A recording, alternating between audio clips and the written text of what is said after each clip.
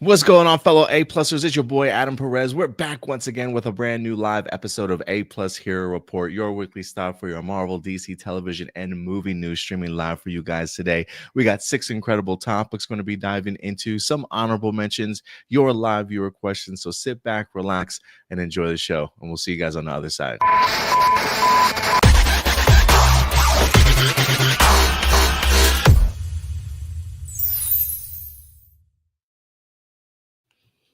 What's going on, fellow A-Plusers? Welcome back to a brand new live episode of A-Plus Hero Report, your weekly stop for all your breakdowns of the hottest news from movies and televisions from your favorite fandoms and franchises. I gotta say, Stuart, that 30-second countdown surprised me. I don't know what happened, but that is not the music we usually start off with our 30-second countdown. I have no idea what changed, but yeah, that threw me for a loop this morning, man. I was going to say, not the usual tune that I kind of like to group tune in between. Yeah, that definitely threw me by surprise. I'm going to have to get that worked out then before we go live next week. But it's good to see everybody back. I know we had a little bit of a hiatus yesterday or last weekend. Let me tell you something, man. Ever since I got back from Georgia, me and my family have been battling. I don't know what's been going around, but if it's not myself, it's my girlfriend sick with something, it's my little boy sick with something, and then the cycle repeats. So yeah, man, it's been kicking our ass the past several weeks. I do have a doctor's appointment tomorrow just to kind of go over some things, but I feel like we're all finally on the other side of whatever was kicking our ass. So I definitely did not expect to not do an episode last weekend, but we are back now, hopefully to our regularly scheduled program. So we'll see how it goes the remainder of this year. But Stuart, it's good to see you back, man. I'm so sorry we didn't get a chance to connect last week, but good to see you, man. How you been holding up? I've been good. Good to see you as well. I'm definitely excited for today's show. And before we start anything, I will say I got to say something because I remember a while ago when we saw that first trailer for Thunderbolts, and I don't know why I'm just now like I remembered it when I saw the trailer for the second one during the Super Bowl. Is you were saying that that Bob was probably Sentry, and I was like, I don't know. I feel like they're gonna wait before introducing him. I don't think they would introduce him in Thunderbolts. And yeah, no, it turns out I'm completely wrong about that. So yeah, you were dead on. I don't know if it was like because they had mentioned Sentry was going to be in it before, but yeah, you were dead on about him being Sentry. So I just had to get that out there. Yeah, I think I had heard some reports that Sentry might be in the movie when they cast I can't remember his name off the top of my head, but he does the voice work for Invincible. Oh, that's right. And I had heard rumors that he was going to be in the movie.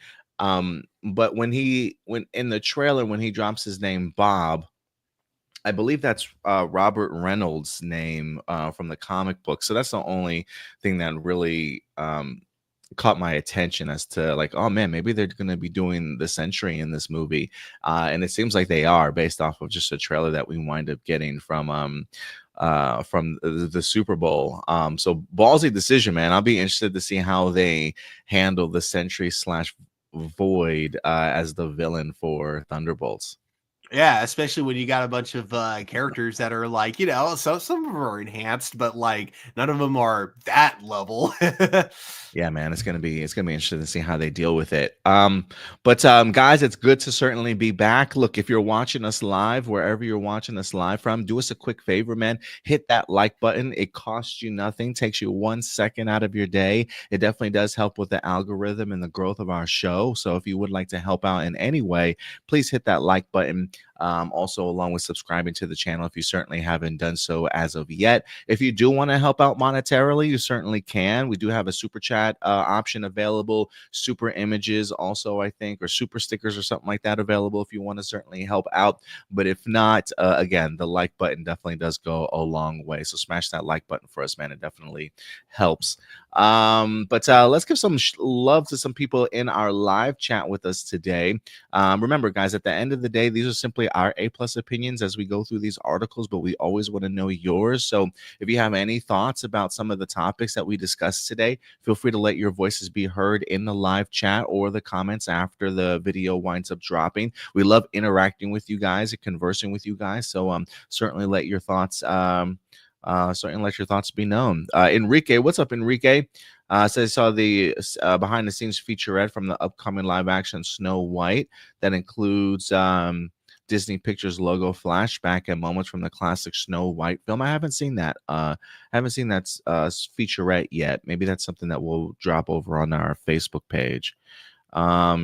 Also, Pixar's Elio has been delayed from June 13th to June 20th to make room for How to Train Your Dragon film. That's probably a good idea.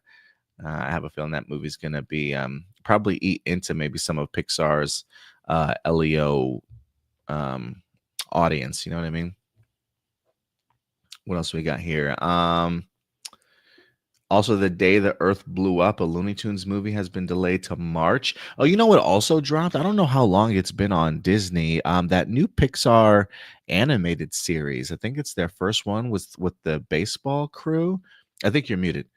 The baseball crew. I can't remember the name of it, but I saw a commercial for it the other day.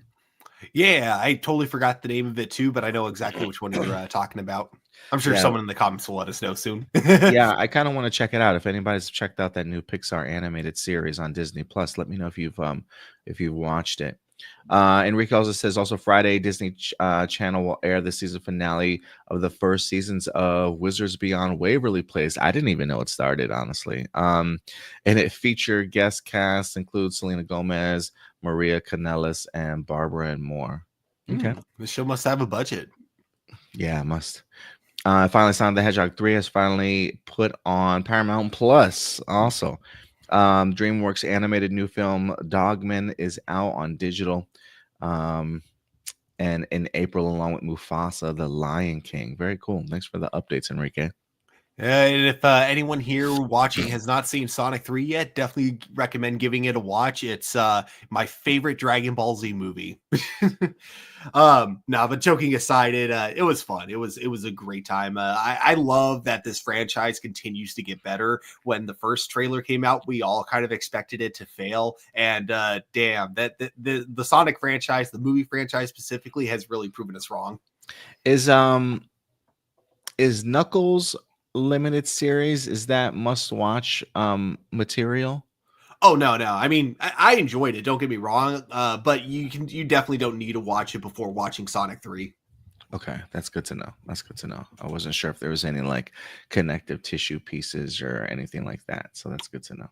I don't think there's even like a subtle reference, like a subtle, only people who watch the show will kind of get this nod here. I think I can't really think of a single reference to it, honestly. Okay, that's good. That's good to know. Yeah. All right. Who else we got in here? Ram Jam in the house. Appreciate you coming through, Ram Jam. Thank you so much, man.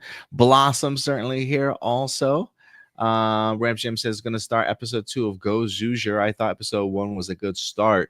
Yeah, I've been hearing people talk really highly about the first couple of episodes. I personally have not had the opportunity to sit down and watch it as of yet, but it is on my to-do list for sure. I definitely probably am not going to be doing reviews for it, but I might check it out on a weekly basis. So we'll see. Marcelino says Robert Kirkman said that at the time Stephen Yeun would play him. So maybe I guess Robert let it slip a while back then. I wonder, because like I do remember Stephen Yeun being cast in the role and then recast because like of scheduling conflicts. But I assumed it was going to be for like an Avengers movie. I didn't know it was going to be for Thunderbolts. We also got Derpy. What's up, Derpy? Derpy Entertainment coming through. Says Sonic 3, the greatest movie of the 3. Is it really? Wow. Yeah, like I said, I think they just get better and better. Wow, that's crazy. Yeah, man, they're doing some big things then for sure. Let's see. Yeah, but yeah, I definitely need to go ahead and check it out myself. I'm trying to think the last thing I watched in theaters, Brave New World. I wind up seeing Brave New World in theaters, Stuart. And then I finally finished Your Friendly Neighborhood Spider-Man last night. I recorded a review. If anything, I'll probably will edit it and try and post it later on this afternoon, if not first thing Monday morning. So I've had the opportunity of completing both of those projects. Have you finished any of those at all, Stuart? Have you checked them out? Yeah. What did you think of, oh, go ahead. Let me know your thoughts. Yeah, so I really loved Spider-Man, or sorry, Friendly Neighborhood Spider-Man. I really loved that series. I think like the way they dropped the episodes was weird, but I am glad that like okay, because like the first two episodes I thought were the weakest, and I thought it was weird that those were the first two that dropped together. But I'm glad that by the time I got to episode 3, that's when I started to get hooked. And then by the time the next, so like when the next 3 episodes drops, episodes 3, 4, and 5, when they dropped, that was when I was like officially hooked onto the show. And then I think that the show just continued to keep that momentum going throughout the rest of the season. I really like kind of the time loop thing they did at the very end. I thought Oh that was yeah, kind of clever. A yeah. good way to like kind of show that his original origin could have existed in this universe. We just never, we just haven't really seen it yet. So I thought that was kind of a cool way they could play with it. And also even that twist at the end with Aunt May visiting someone. I thought that was awesome. And then, yeah, I love this version of Peter Parker. I thought what they did with Tombstone, I was so like concerned about like why they wanted him to be like Peter Parker's classmate in this universe and what it was they were doing and how it even connected. And in fact, there was actually a part of me that was going to be worried that they were going to completely like do something that would be very much against what they do in the Spider-Man comic books. Like I thought there was going to be a whole thing where they purposely kept the Tombstone stuff like unrelated to Spider-Man just so they could be like, yeah, see, Spider-Man doesn't look out for people like us, even though in the comic books he does. Thankfully, that's not where they went with the storyline. They actually, I thought, went an amazing direction with it by the end. So yeah, overall, I thought like, I think my only complaint about it is the animation just feels kind of stiff at times. Other times it's good, other times not so much, but I love the art style. Great show overall, though. I cannot wait for season 2. Yeah, I'm really looking forward to season 2. We'll talk a little bit about it too in our honorable mentions. But yeah, I was a really big fan of it. Also, I thought the release schedule was really clever. I am a little bit bummed that we technically only got 4 weeks of it, but it almost felt like a nice amount. Even though I definitely would like to come back next week to a brand new episode.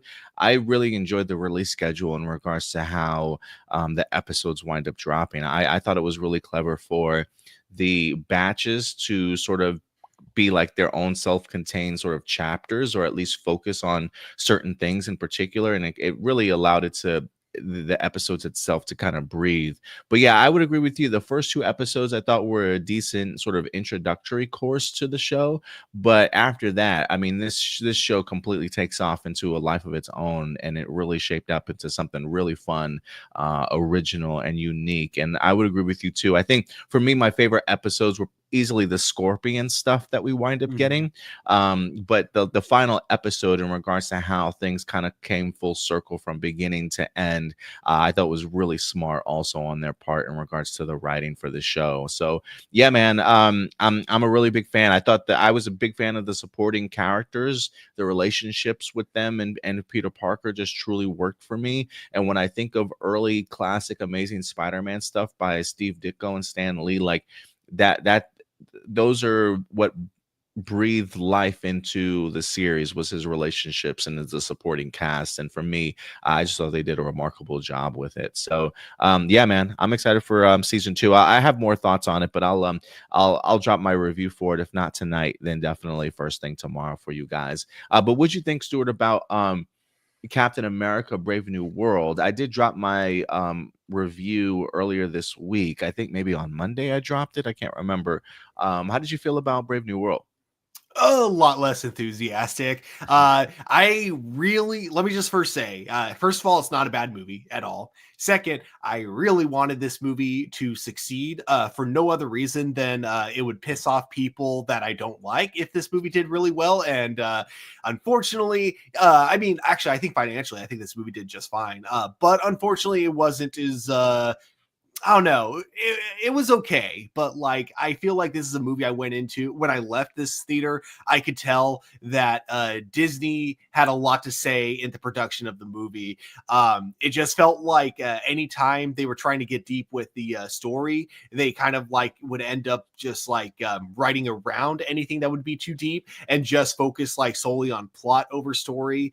And I think it just kind of comes down to the fact that like I don't know. It's a movie that you go in and you know that there were reshoots, and you get that with a lot of scenes. The way that some of the feathering is like really terrible when they try to like cut people into scenes that they weren't originally in, especially with the leader. I hate Yeah. how much those scenes really stuck out of how bad they looked.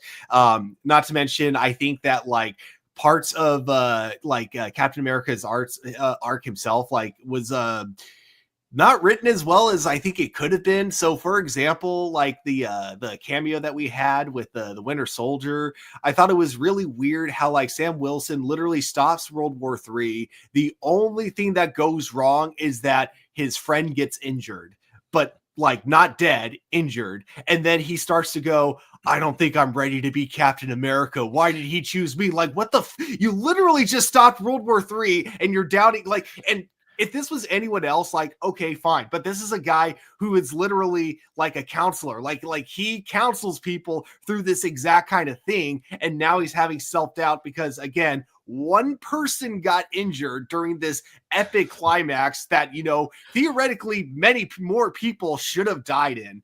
I also thought it was kind of funny. Like one thing I always complain about with superhero movies is how like oftentimes there's so much of a body count and like you know, super like Man of Steel, for example. I feel like there's a huge body count and that it never really gets addressed like within the movie itself. It kind of feels like they brushed it off at the end. In this movie, it almost feels like they were trying too hard to make sure there isn't a body count, as if they're like trying really hard to make sure that like no one compares this movie to like being, or no one calls this movie like too dark or anything. I don't know. Maybe I'm really like looking too deep into it in that aspect, but I don't know. My overall thoughts though is that I found it funny how we have a Captain America movie where Captain America is black, the president kind of looks like Donald Trump, and yet it's the least political out of all the Captain America movies. Like, how do you do that? But yeah, okay movie. I thought the action was great. I thought the performances, especially from Anthony Mackie and Harrison Ford, were terrific. But damn, this movie lacks in the story department. Like, it is just the most by the numbers, like, kind of Marvel movie. It's like when people complain about Marvel movies, like think Marvel movies are like, this is the type of movie you get. The only thing it doesn't have going against it that, like, you know, a movie like Ant-Man and the Wasp, this is why I would actually say this is a lot better than Ant-Man and the Wasp Quantumania, is because this movie wasn't like trying to be funny all the time. So when there was a joke in there, I actually chuckled. Whereas because Ant-Man and the Wasp Quantumania had jokes like constantly and a lot of them didn't land as much, I found myself cringing more during that movie. At least in Captain America Brave New World, I didn't cringe as much, or I don't think I actually cringed ever watching it.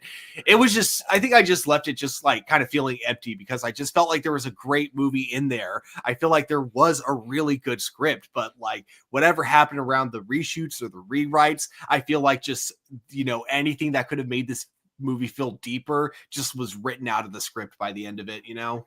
Yeah, when I watched the movie, I would agree with you. I thought it was an okay film. I don't think it was bad, but it was just an okay film for me, which was disappointing in my eyes because I really wanted Anthony Mackie to have a greater outing than he did. But he wasn't the weak link to me. Like you said, I thought No. him and Harrison did an incredible job for this movie, but it is a movie that feels like it had 5 writers and countless reshoots. And it's truly unfortunate. You know, one of the I'm glad you brought up the Bucky scene because I said in my review, Falcon and the Winter Soldier did that same scene 10 times better. Like it's one of those things where that issue has already been resolved for Sam Wilson, right? Like they literally had a huge dialogue between him and Bucky Barnes in the penultimate episode of Falcon and the Winter Soldier of them getting over those obstacles of, am I good enough to be in this position? Am I the man that Steve Rogers picked me to be? Like we've delved all into that. Like I don't need to see Sam Wilson rehashing those things, and if he is going to rehash those things, the level of that writing needs to be on par with what we had previously gotten, because it felt very much like a throwaway scene just to either get people caught up or to put Bucky in this movie just for cheers. And I just felt like they really undercut themselves in the sense of rehashing something that had already been completely resolved already. And I will say too, I think, when this movie was first announced, Malcolm Spellman, the writer of Falcon and the Winter Soldier, was set to be the writer of this movie. And while he is in the credits, it doesn't feel like a Malcolm Spellman movie at all. It does feel like there were probably more aspects to politics involved, race involved, and Marvel almost got cold feet in the sense Mhm. of, we want to really play this safe. We don't want to upset anybody. We want to play this safe. And you can easily tell by the idea of having four additional writers kind of being brought in. And I think there's a really telling scene in this movie that showcases that, when we've seen this from the trailer, Stuart. Remember when you've got Sam Wilson and Ross in the room together, and Ross looks at him and says, "You're not Steve Rogers." And in the trailer, he says, "You know what? You're right. I'm not." And when I watch the trailer, it feels like that's about to lead into sort of a racial conversation. But when you get into the movie itself, that line from Sam Wilson's not even in the movie. He Mhm. doesn't he doesn't even he doesn't even push back. He literally takes the berating of Ross and then just goes about his business after that. It's very much almost like if there was anything in here for any levels of black empowerment, any levels of trying to make the audience uncomfortable or have to critically think, it's almost like, now we can't have that in this movie. And they had a couple moments like that with like Isaiah Bradley and stuff, but when it truly mattered, the concept of, I feel like, a Sam Wilson as a black man carrying the stars and stripes, I think probably should have been a bigger issue in this movie, tied into political aspects of it. And it just felt like it fell by the wayside to me a little bit. And it was covered up by meaningless plot points and stuff, and big exposition dumps, it felt like, from a lot of the characters in this movie. So yeah, I was a little bit disappointed. It was an okay film for me. I had enjoyable aspects of it, but I think those are the two really big things that kind of stood out to me the most out of this movie. Yeah, I would definitely agree. Um, Oh, sorry for this comment. I also just got to say, I loved his costume because it kind of looked like a Power Ranger outfit, honestly, but like in a good way. oh, Joaquin Torres is the Falcon. The Yeah. Falcon costume. I got you. Yeah, I got you. Blossom says the movie was pretty dang good in my eyes. I'm glad you liked it, Blossom. Mhm. I'm really glad you liked it. I mean, again, movies are subjective, right? I mean, movies are always going to hit people completely differently. One of the things that I said in my trailer or in my review was, even though I walked away with the movie just thinking it was okay and not that overwhelmed or hyped for the film, I always recommend people go and check out a film itself. Like, at the end of the day, this is just how the movie hit me, but movies will always hit people differently. So go out and check out the movie for yourself and be your own judge of what you thought the movie certainly was like. Shout out to Darth Gutierrez. Good to certainly see you in here as well. Blossom says the battle scenes were hardcore. Yeah, I was a big fan of the the fight sequences for sure. Mhm. I Uh, definitely loved both the beginning, like kind of set up fight scene, and then of course the one by the actual celestial like being. That was, that was oh my pretty good. gosh, that was pretty awesome. Yeah, that's pretty awesome. Blossom says, "I admit the storytelling should have been told a little better in some spots." Yeah, in some Mhm. spots, I didn't mind the concept of Ross and the leader and how that kind of played out. I thought that was pretty interesting. But I just wasn't a fan of the big exposition dumps, in the sense that the story felt almost too confusing, to where I felt like every couple of scenes we needed a main character to like catch us up on everything and explain the entire concept of the story for us. I felt like they did that like 3 or 4 times in this movie. But shout out They to they repeated the plot so many times in this movie, but not only that, they also like even repeated Ross's like motive so many times. Like, if like I swear, like within the first 20 minutes alone of this movie, you'll hear from Ross like 3 or 4 times how, man, I just want my daughter to know that I've changed. Do you think my daughter knows I've changed yet? Have you heard from my daughter who thinks that I haven't changed? Marcel says one thing that was problematic for the film was that they should have saved Red Hulk and Leader for a Hulk film, because it feels wrong to introduce them properly without the Hulk.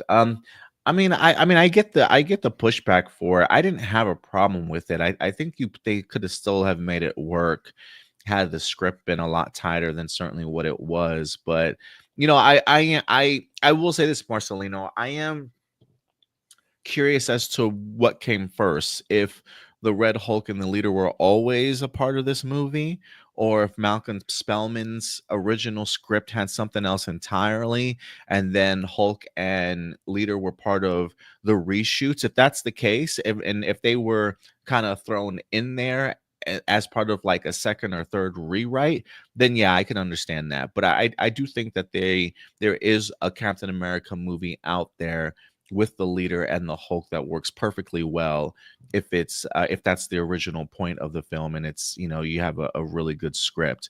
But I can understand the people's pushback for it though. Yeah, I get it. I also didn't mind that that's where they went with it. I thought that it could have worked really well, especially because of a character like Ross, with him being very much a minor role in most of the movies, with the exception of the Incredible Hulk, but that minor role still being like an obstacle, especially for characters like Anthony Mackie or like Sam Wilson, who he straight up threw in prison after the events of Civil War. So I thought like that whole dynamic, it should have worked. I would love to interview Malcolm Spellman one day and just ask him what his original script included, who was his choice for villain. If anything, I would be curious if there was even another villain involved or somebody else that he had in mind. I really would love to pick his brain in that regards. Yeah, But yeah. the only thing I know for sure was definitely changed was all the stuff with John Carlo Esposito was like, of course, those were all reshoots, and I think they had like a completely different cast of like You're right. I think they had the mercenaries. Serpent Society. I think. Yeah, I think they were involved. But I will say, shout out to Giancarlo Esposito. I thought for a character in Sidewinder that was kind of thrown in there, I was actually really thoroughly impressed. I really enjoyed his impact on the film. yeah, I enjoyed him, but I enjoyed him like anything that he's in. All right. With that out of the way, we are running a little bit behind in this regards. We're just playing catch up because we haven't had the opportunity to talk in several weeks here. But let's get into our first segment of the day.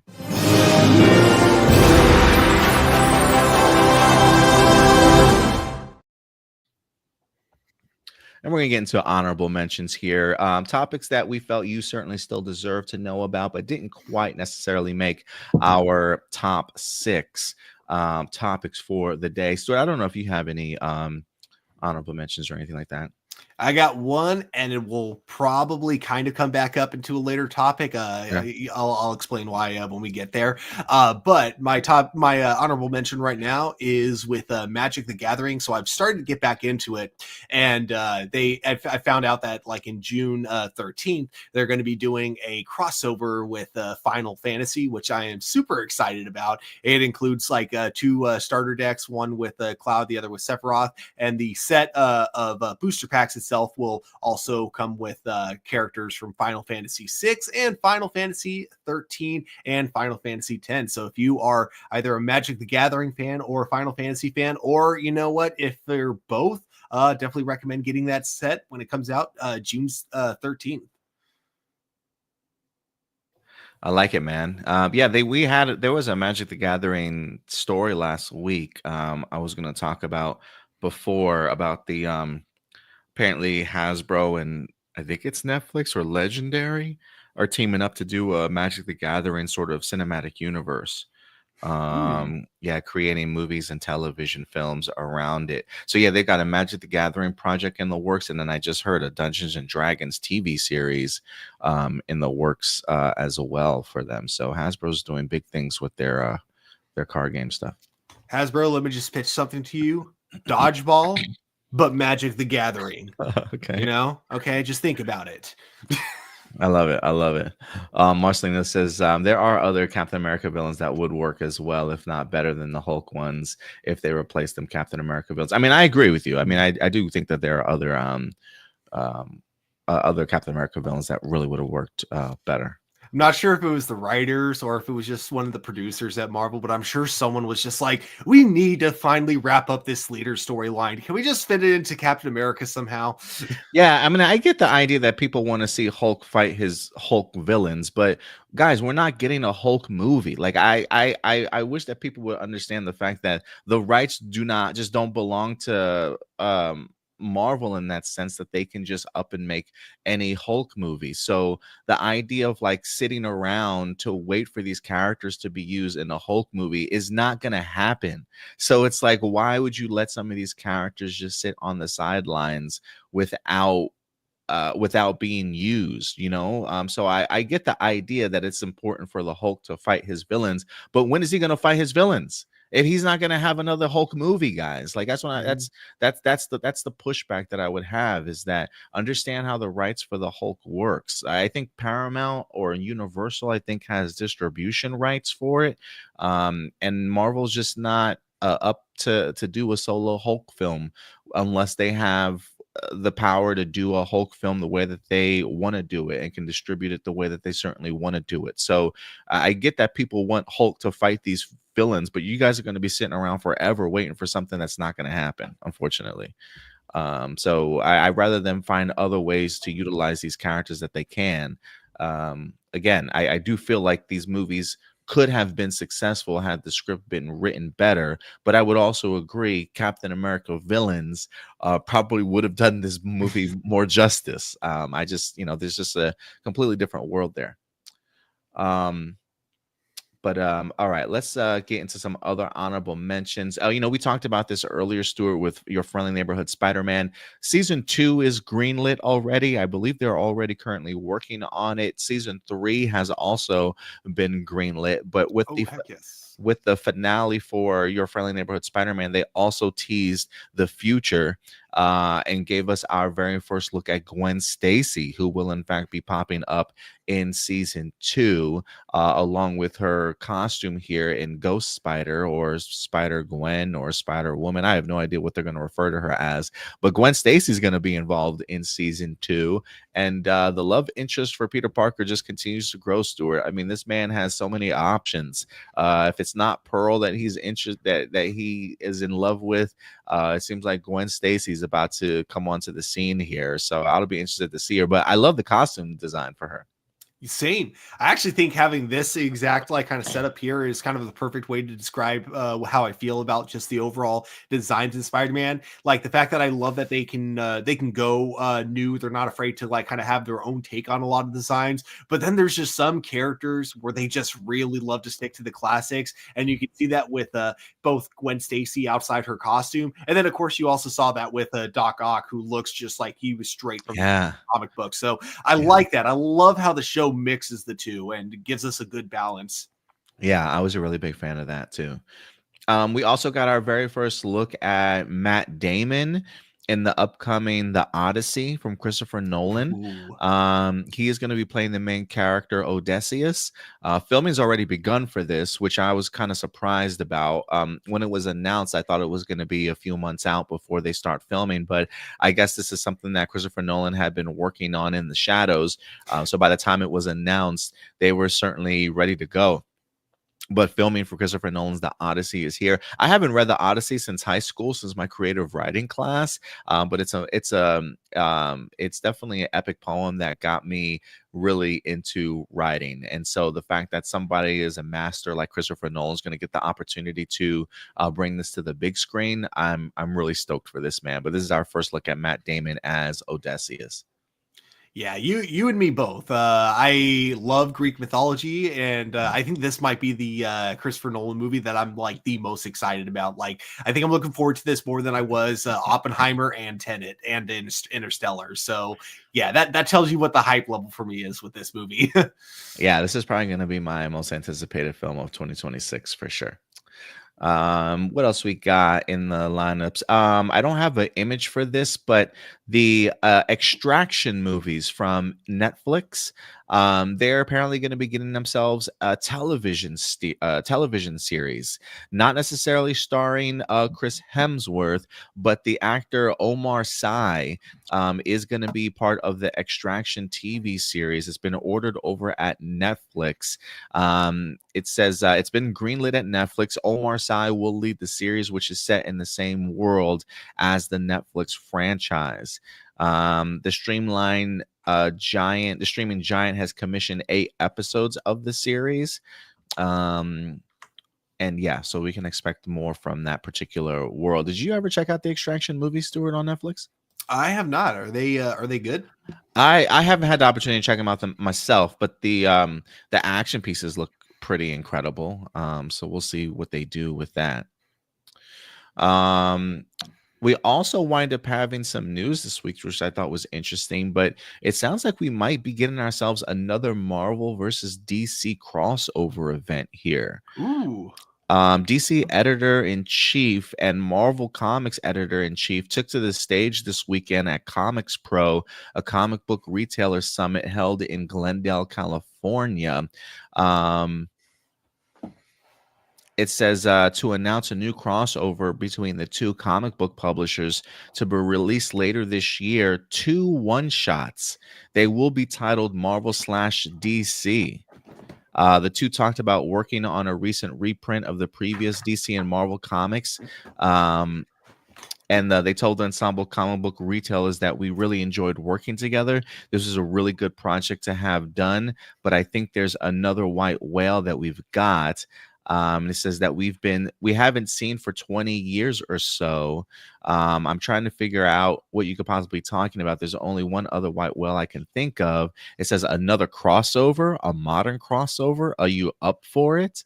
And they said, what do you think? So, yeah, it looks like we might be getting ourselves another DC Marvel crossover to some capacity in 2 one-shots sometime later on this year. So I am kind of curious as to how big of a crossover event it's going to be.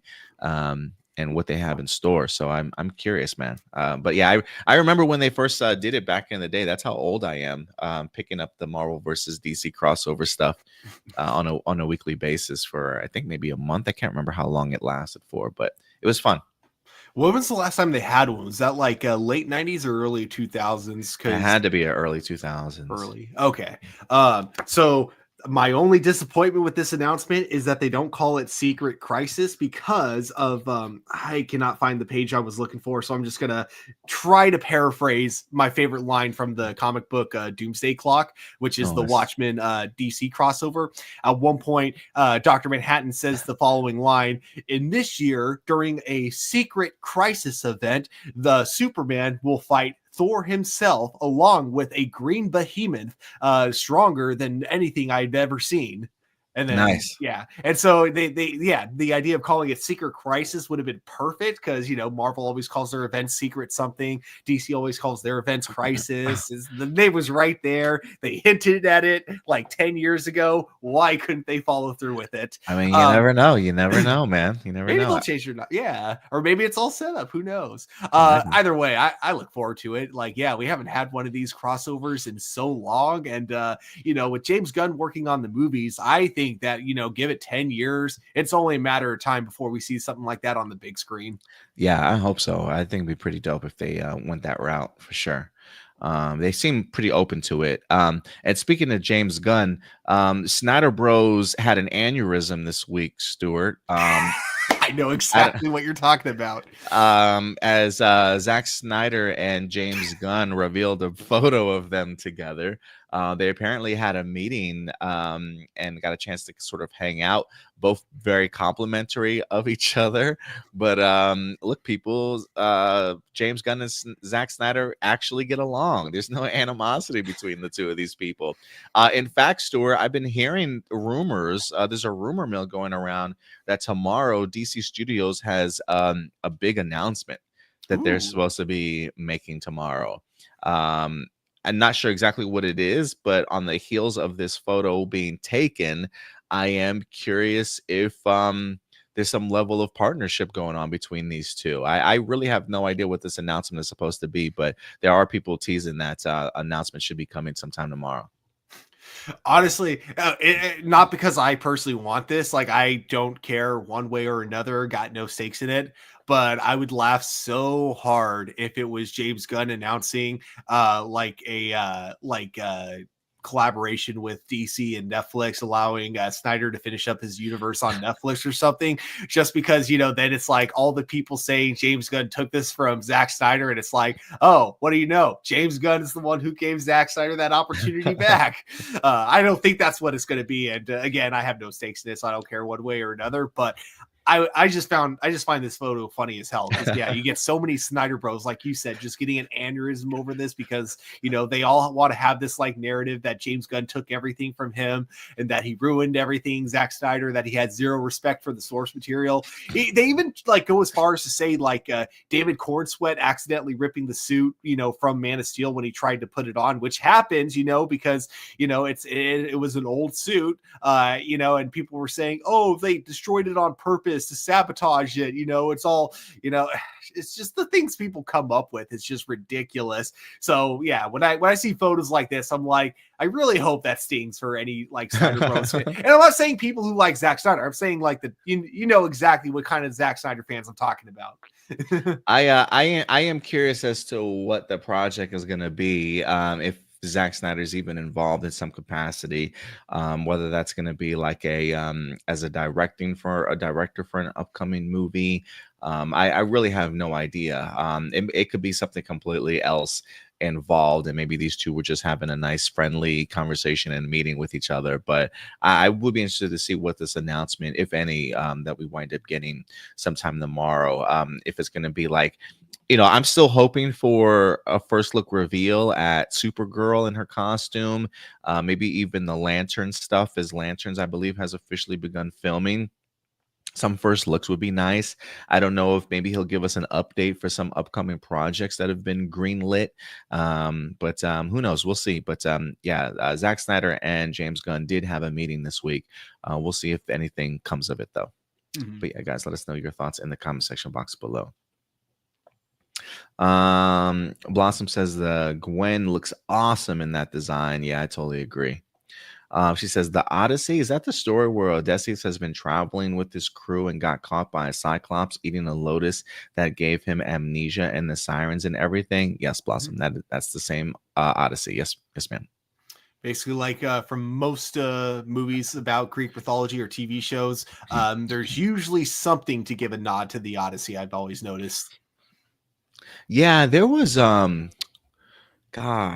another movie that was sort of a retelling of the Odyssey. It was a George Clooney movie from years ago. Oh brother, where art thou? Have you ever seen that film? I haven't, but I know exactly which one you're talking about. Yeah, I remember, I think we watched it in school.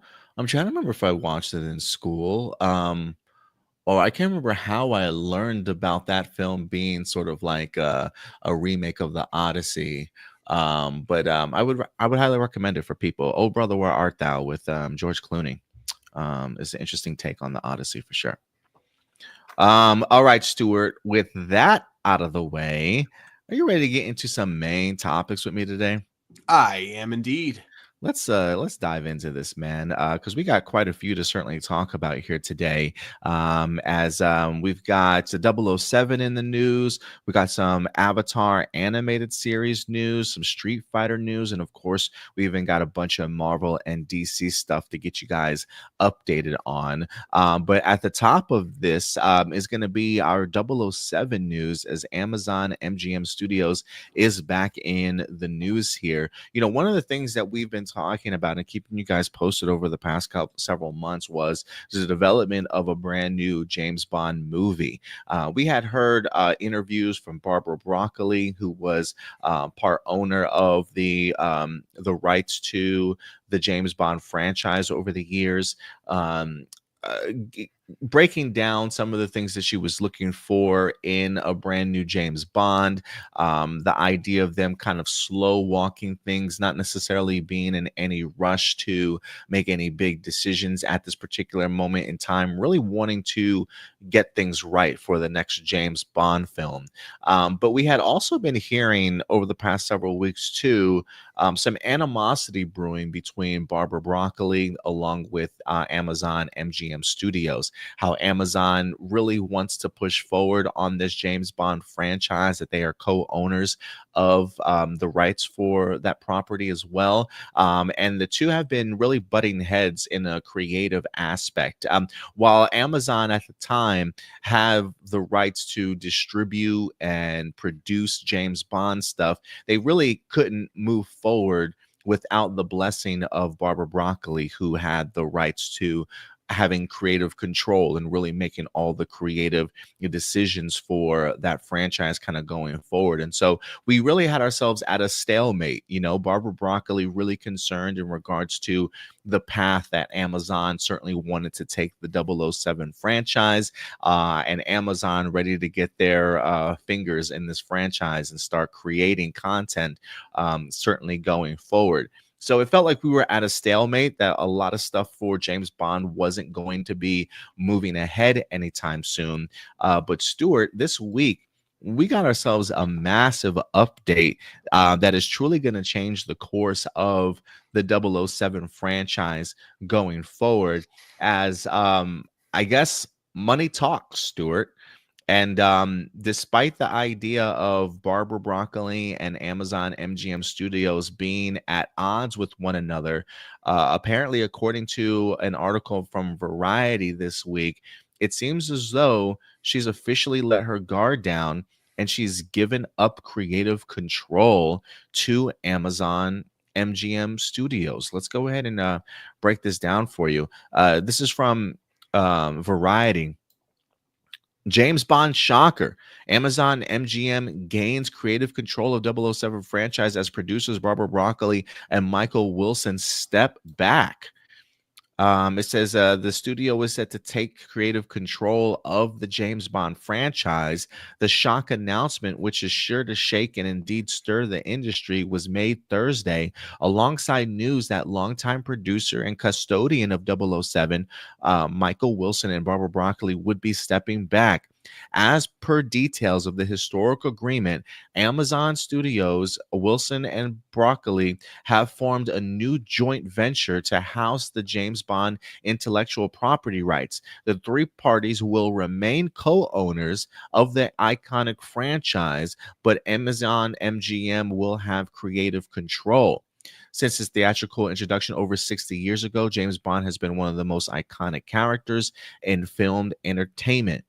We are grateful for the late Albert Broccoli for bringing James Bond bringing James Bond to movie theaters around the world, and to Michael Wilson and Barbara Broccoli for their unyielding dedication to their role in continuing the legacy of the franchise that is cherished by legions of fans worldwide. We are honored to continue this treasured heritage and look forward to ushering a new phase of the legendary 007 for the audiences around the world. Wilson said, with my 007 career spanning nearly 60 years, I am stepping back from the producing of James Bond films to focus on art and charitable projects.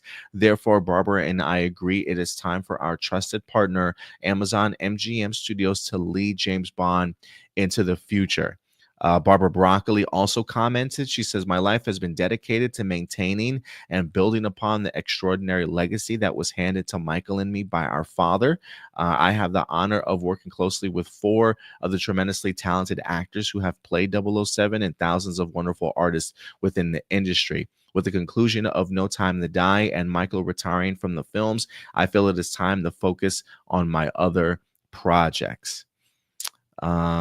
I'm trying to see if the article doesn't say how much that they were paid. I might have to look and see how much that they were paid to kind of let go of these rights. I'm sure they had to have been paid some exorbitant amount of money. How much was Broccoli paid for 007 Right. I'm trying to see if it's oh, it says Amazon MGM Studios shelled out an extra $1 billion plus to take control of James Bond.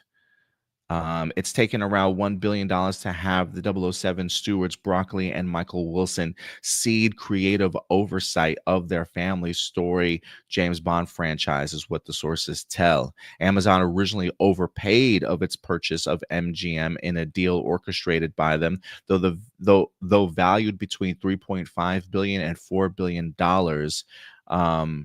The legendary motion picture studio was absorbed by the streamer for $8.5 billion. The hefty sum propped up the potential access of the 007 franchise. However, Amazon couldn't freely develop Bond with Broccoli and Wilson in the mix. Hence, it took another $1 billion to ensure that they could fully steer and exploit the Ian Fleming IP, Stuart.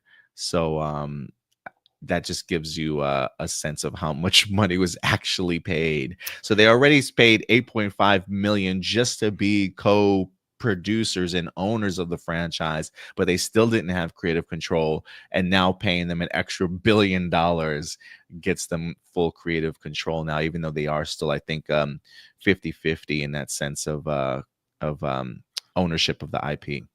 I wonder if like the conversation went something like this. Well, obviously we want the James Bond franchise to succeed because it means more money for us as well. And if MGM was like, what if we just pay you $1 billion now so you make money whether or not it succeeds? And I'm wondering if that's what finally made her go, okay, fine, do whatever you want with the property. I mean, damn, $1 billion. I mean, that's the amount of money just being thrown around just for the James Bond property alone is ridiculous. I mean, Barbara Broccoli never has to work a day in her life ever again. She probably hasn't had to in a long time. But the fact that they can just willy nilly, here's $1 billion is just crazy to me. But yeah, this is fundamentally really going to change 007 kind of going forward. I mean, if anything, Robert Broccoli has been a great steward for the franchise in regards to being very protective of it. The way that her father raised her, the way that she has always sort of viewed this property. I remember reading a report that she got upset that Amazon considered James Bond content, that it's not just necessarily this content to be exploited, in a sense that she truly believed that when it comes to James Bond, there's it's like above those things, that there's a specialty to the Bond franchise that hasn't necessarily been dwindled down or run through the ringer of corporate agencies in that sense, and it's kind of really been excluded from all of that. So to kind of see Barbara Broccoli give up that creative control now and hand it over to Amazon, I am curious. It definitely feels like a changing of the guard. Like James Bond now is in the hands of like a new generation, and it'll be interesting to see what those significant changes to the franchises might be, and if there's any semblance of Amazon MGM Studios still treating James Bond with, I don't want to say kid gloves, but with protective gloves in that sense, or if they're really going to exploit the hell out of this IP right now. But Stuart, I am kind of curious as to your thoughts on this move here, with how Broccoli did treat the 007 franchise. Now that that's passed on the Amazon MGM, is this a good thing? Is this a bad thing? How do you feel about it? My biggest concern is that I think they're going to go for quantity now over quality. And, I'm not saying you can't have both. You definitely can, especially with a property like James Bond. But I think like one of the things that people like about James Bond is that even though you get like a lot of it every few years, like you get a new movie like every 2 or 3 years, or at least, depending on the era of James Bond movies that we're in, it's still like something, it's something that hasn't been like overly exploited, like the way we do with like other modern franchises of like a movie, a TV show, another reboot. For the most part, it's only really James Bond has only been rebooted once. Throughout its entire run. So, and even then, like they still had like connective tissue to the previous James Bond by keeping oh God, what's her name? Dean Judy Dench, like in the franchise, with keeping her in. You still had that kind of connective tissue with the previous James Bond. So what I'm overall getting at is that I think that even if they do kind of continue to make quality content, if they make too much of it, like if they try to have like a movie going on at the same time as the TV show, I worry that like true James Bond fans, or by true James Bond fans, I mean like old school James Bond fans, they may start to lose interest in the franchise and just not see it as the same James Bond that they knew and grew up with. I could kind of see James Bond not feeling the same because of that. But yeah, I think overall we'll have to wait and see how it all turns out. I'm not like upset, but I'm not excited about this news either. I'm just kind of neutral about it. Mostly because again, I feel like it's safe to say James Bond is probably going to feel different the next time we see him. Whether or not that's a good or bad thing, we'll have to wait and see. Yeah, I am curious as to how much quantity over quality there'll be kind of going forward. I am like you in the sense that I am a little bit neutral in regards to this decision. Um and I say that because, one, I remember literally after this deal happened, Jeff Bezos went on Twitter, I think, and like put out a poll or asked the question to like people on social media, who should the next James Bond be? Right. So like he's already having that mindset of try and figure out who the next Bond is going to be. I don't necessarily know if he's really going to take the opinions of social media seriously enough, or if he is just kind of getting the fan base sort of involved.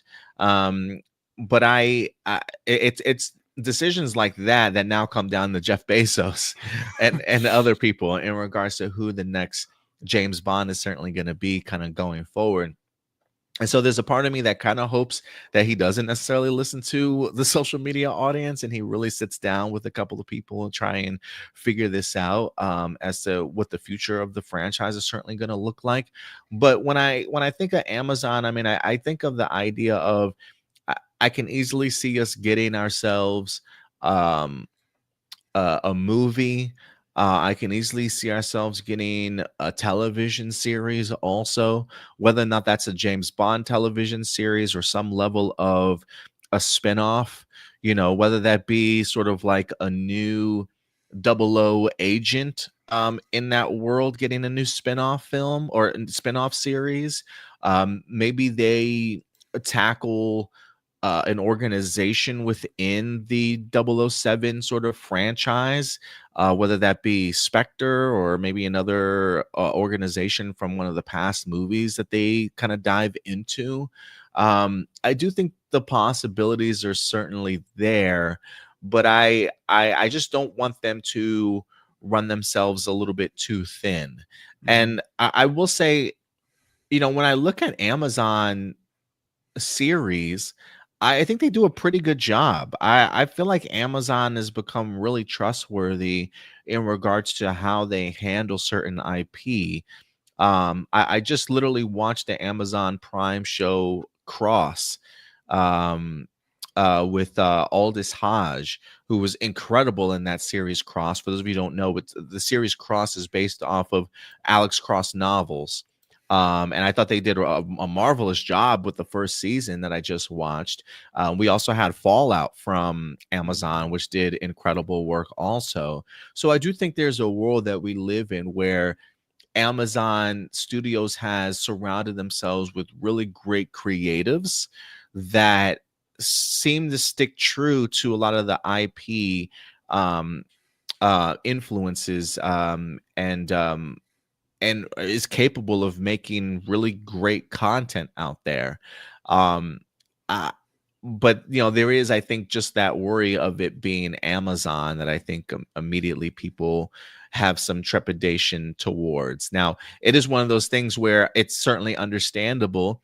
I think if some of the ideas that Amazon pitched to Broccoli kind of turned her off in the sense of really not wanting to go down that route, maybe they have a lot of concepts but nothing's been really greenlit. They haven't really fleshed things out enough to figure out if this is even suitable or if this is something that even works. I thought I read somewhere too that they might have like an idea for a unscripted sort of a James Bond 007 show, like a world trotting competition type of show or something like that they might kind of utilize. I think of like Amazing Race, but maybe with like James Bond secret missions or some shit. Like I have no idea, but it's that level of like exploitation of the IP that maybe Barbara Broccoli wasn't necessarily a big fan of. So I'm kind of hit or miss with this. I think for me it's going to really come down to not so much the series, but movie wise, who are you going to get as your James Bond? Who's going to be in that room when you sit down to think about and envision what the future of James Bond looks like, especially for a more modern day? I think Daniel Craig was able to bring the classic elements of James Bond, but also freshen them up a little bit. But now that we are in a completely different society and moment in time, I am curious as to what direction that they go. So I'm going to be paying attention to who Amazon picks as the next James Bond, and who they wind up bringing in from a creative sort of either showrunner or director and writer point of view, before I get too worried about what Amazon is going to do here. I mean, if we get a movie announcement and then 2 or 3 other spin-offs or television show announcements, then maybe I might be worried. But if we do things maybe one at a time here, then we might be able to get a great movie and also a really well thought out showrunner attached to a potential spin-off or television series of some sort. So I do think that there's potential here, but I can understand the trepidation that some people might have at first. Totally. That the thing that you said that actually just kind of like made me rethink a little bit of it was the moment you said that like technically Jeff Bezos is the one who gets final say. But I also look at other Amazon projects and realize that he, as far as I know, seems to be very like hands off when it comes to that. But maybe it's different with James Bond, because it is weird that he posted about it on social media asking people. I really hope he didn't ask like in a serious way, like, okay, we're gonna let the fans decide Yeah, who I the next hope I James hope Bond not. was. I hope I not. think I think genuinely it was just like he was curious what fans wanted, and hopefully it doesn't actually have any impact. Because I know, so like James Gunn did the same thing with Superman. He's like, do you guys want it with the trousers or without the trousers? And he then immediately replied, and no, this is not to decide whether or not that's the route we go with in my Superman movie. I would not. Yeah, he's basically like, yeah, I would not use the social media poll to decide how Superman was going to be designed. So yeah, as long as they don't do that with James Bond, they got. I think as long as you hire the right people and you don't, you let the people that you hire do it and you don't like rely on social media as to like how to set up the next James Bond movie, I think it'll be fine.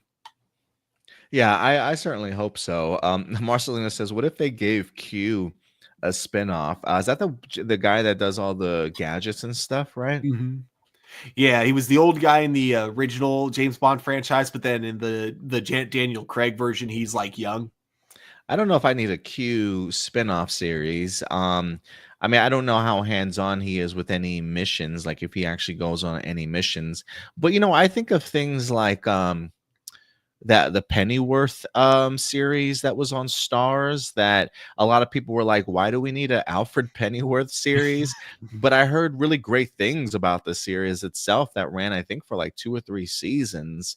So it could be a case of like obscure characters that we didn't necessarily know that we needed or wanted, but still having the ability to create a really great series around him, if there's a story that certainly needs to be told. I would be open to the idea of like another double O agent, if they wanted to focus on that a little bit. I was hearing like a Money Penny spinoff series or something like that. I don't know if that's I would be down for like an evil organization spinoff or something like that. Ooh, like a um Spectre spinoff. yeah, I would be open to something like that. So I think there's possibilities. I just don't know. I just don't know how big the James Bond universe is, in the sense of, how many spin-offs or potential series does it have in them. But who knows? Maybe they set up a first movie from Amazon that will then create spin-offs out of it, based off of what they create from the movie standpoint. So I don't know. I'm gonna give Amazon the opportunity to breathe. But the idea of Jeff Bezos being involved, I hear that, like, even when it comes to the Rings of Power, I've heard that he's personally sat down with the writers, to talk to them. I don't know if he's been pitching anything creatively or whatnot. I think he's a big Lord of the Rings fan, but I do believe that he's hands-on in the sense of like getting in their ear of like, hey guys, we need to course correct here, or we need to make some changes here. So I think he's got some impact. I just don't know how big of a creative impact that he certainly has. You know what I mean? But it will. I have no doubt that it will come down to Jeff Bezos and maybe a writer's room or a trusted group of people he's got around him to pick the new James Bond for sure. Mm.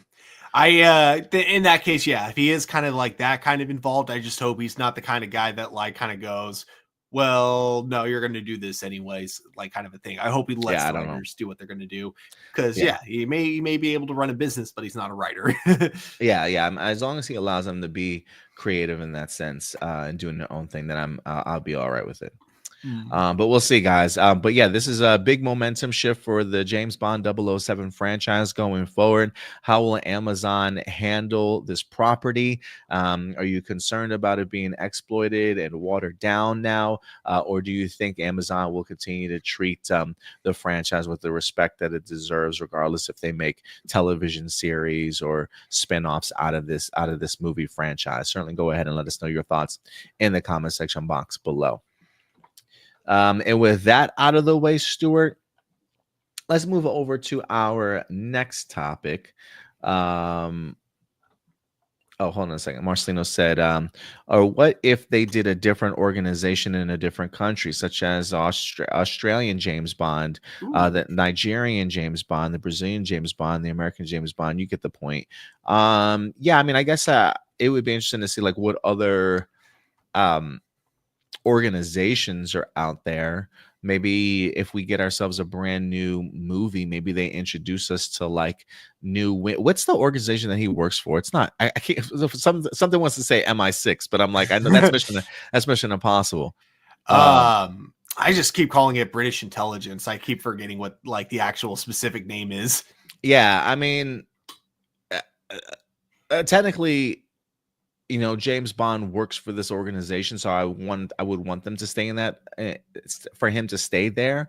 But if they introduce in like another movie, like a offshoot, or here's the field agency for this area or this country, I mean, maybe you can get away with something along those lines. Yeah, maybe. I totally forgot the name of his friend, but they could also make a spinoff with man, he's in a lot of the James Bond movies. He gets killed off in the movie License to Kill, but then of course he's back in the Daniel Craig version, played by Jeffrey Wright.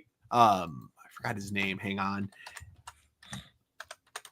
Oh yeah, he does work for MI6. Yeah, the British Secret Intelligence Service, MI6. Yeah. So it is MI6. Oh, okay. MI6. Yeah. Hang on. I swear I almost found it. Where is it?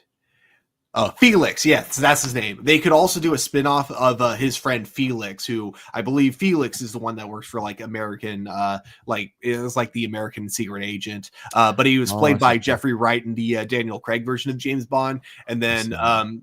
I think he's constantly played by a different actor in the original run of James Bond. Oh yeah, he popped up a couple times.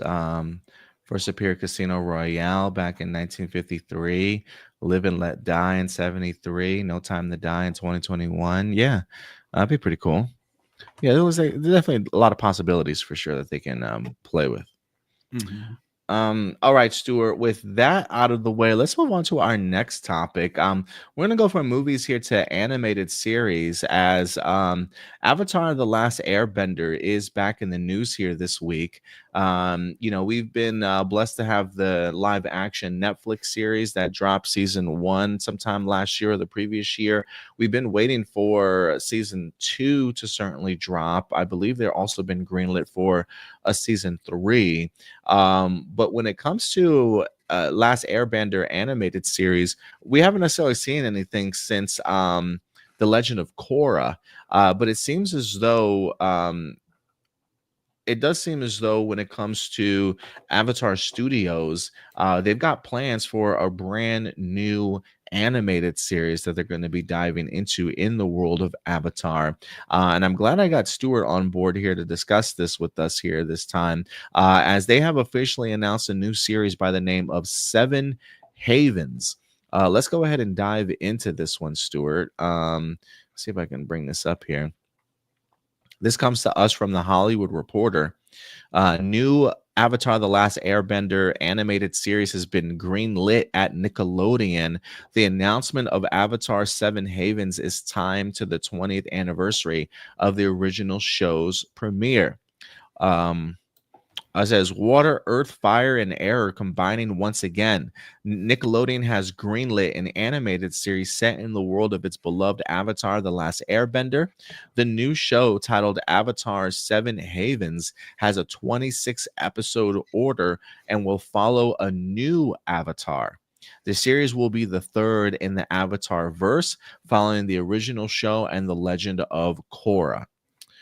It says Nickelodeon will also mark the anniversary with new YouTube content, in-person experiences, and books.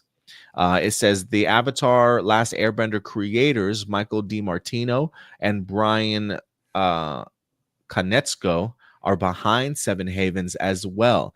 The initial order will be split into 2 parts of 13 episodes each, and is in production from Nickelodeon Animation's Avatar Studios banner. Casting and premiere date will be announced later.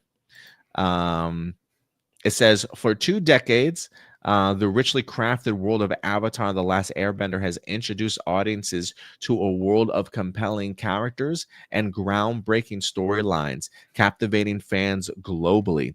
We can't wait to embark on the next chapter of this epic saga with a new story set within the Avatar verse, envisioned by the original creators, Michael DiMartino and Brian Konietzko. Here's the description for the brand new show as well. It says Avatar: Seven Havens is, according to the show description, set in a world shattered by a devastating cataclysm. A young earthbender discovers she's the new Avatar after Korra. But in this dangerous era, that title marks her as humanity's destroyer, not its savior. Hunted both by human and spirit enemies, she and her long lost twin must uncover their mysterious origins and save the Seven Havens before civilization's last stronghold collapses. The creators say, when we created the original series, we never imagined we'd still be expanding the world decades later. This new incarnation of the Avatar verse is full of mystery, fantasy, and a whole new cast of amazing characters. Get ready to take another epic and emotional adventure. Along with the new series, Last Airbender feature film focusing on the original series character Aang is set to also release January of 2026. So yeah, man, big news here as we're gonna have ourselves a new avatar, a young earthbender, after the time of Korra. But it says it's set in the world shattered by a devastating cataclysm. And she's being marked as humanity's destroyer and not its savior. Interesting stuff here, Stuart. Look, man, I know you've had the opportunity to check out the Avatar stuff. I really am going to leave this one up to you in regards to your perspective of all this big news here. But I thought this was pretty monumental in regards to the idea that the original creators are currently coming back and doing another animated series here. I don't. It doesn't say how many years take place after the Legend of Korra for this event to happen. But I'm curious to know your thoughts on this overall. It will likely, if I'm a betting man, I'm going to assume like around 100 years after Legend of Korra, because that's kind of what Korra was with the original Avatar. It was about 100 years. But yeah, no, like this is a very exciting news for me as an Avatar fan. Because yeah, I love both Avatar: Last Airbender and Legend of Korra.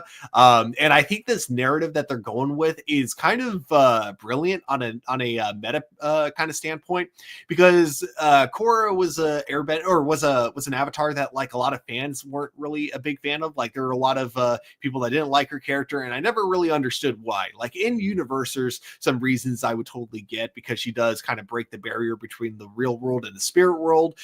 So I can get why, if you're kind of used to, if you're a spirit and you're used to like not having people like humans go through your world, that might be frustrating. Same with humans, vice versa.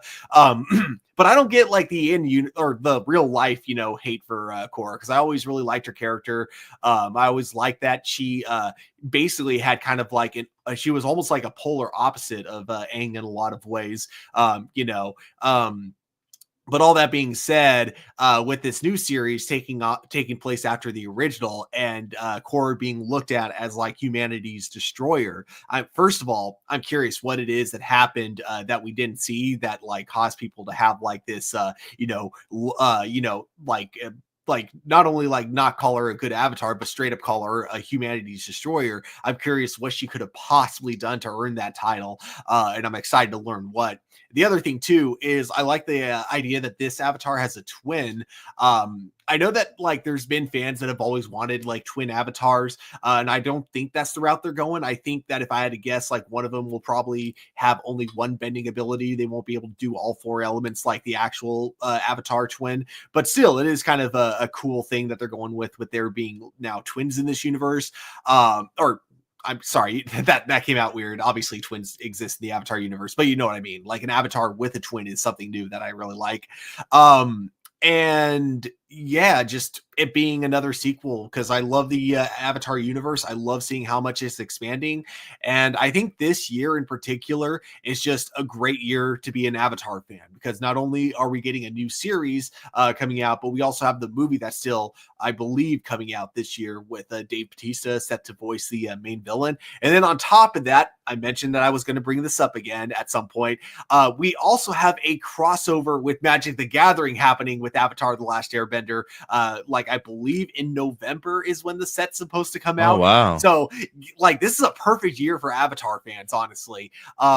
So I'm excited about this series. I really hope it does well. I hope Nickelodeon doesn't constantly try to screw them over, kind of like they did with Korra, because I feel like the writers were really working against Nickelodeon when they wrote that show, and I hope that's not the case for this new series. I really hope they just let the creators do what they hired them to do, and that's write and create.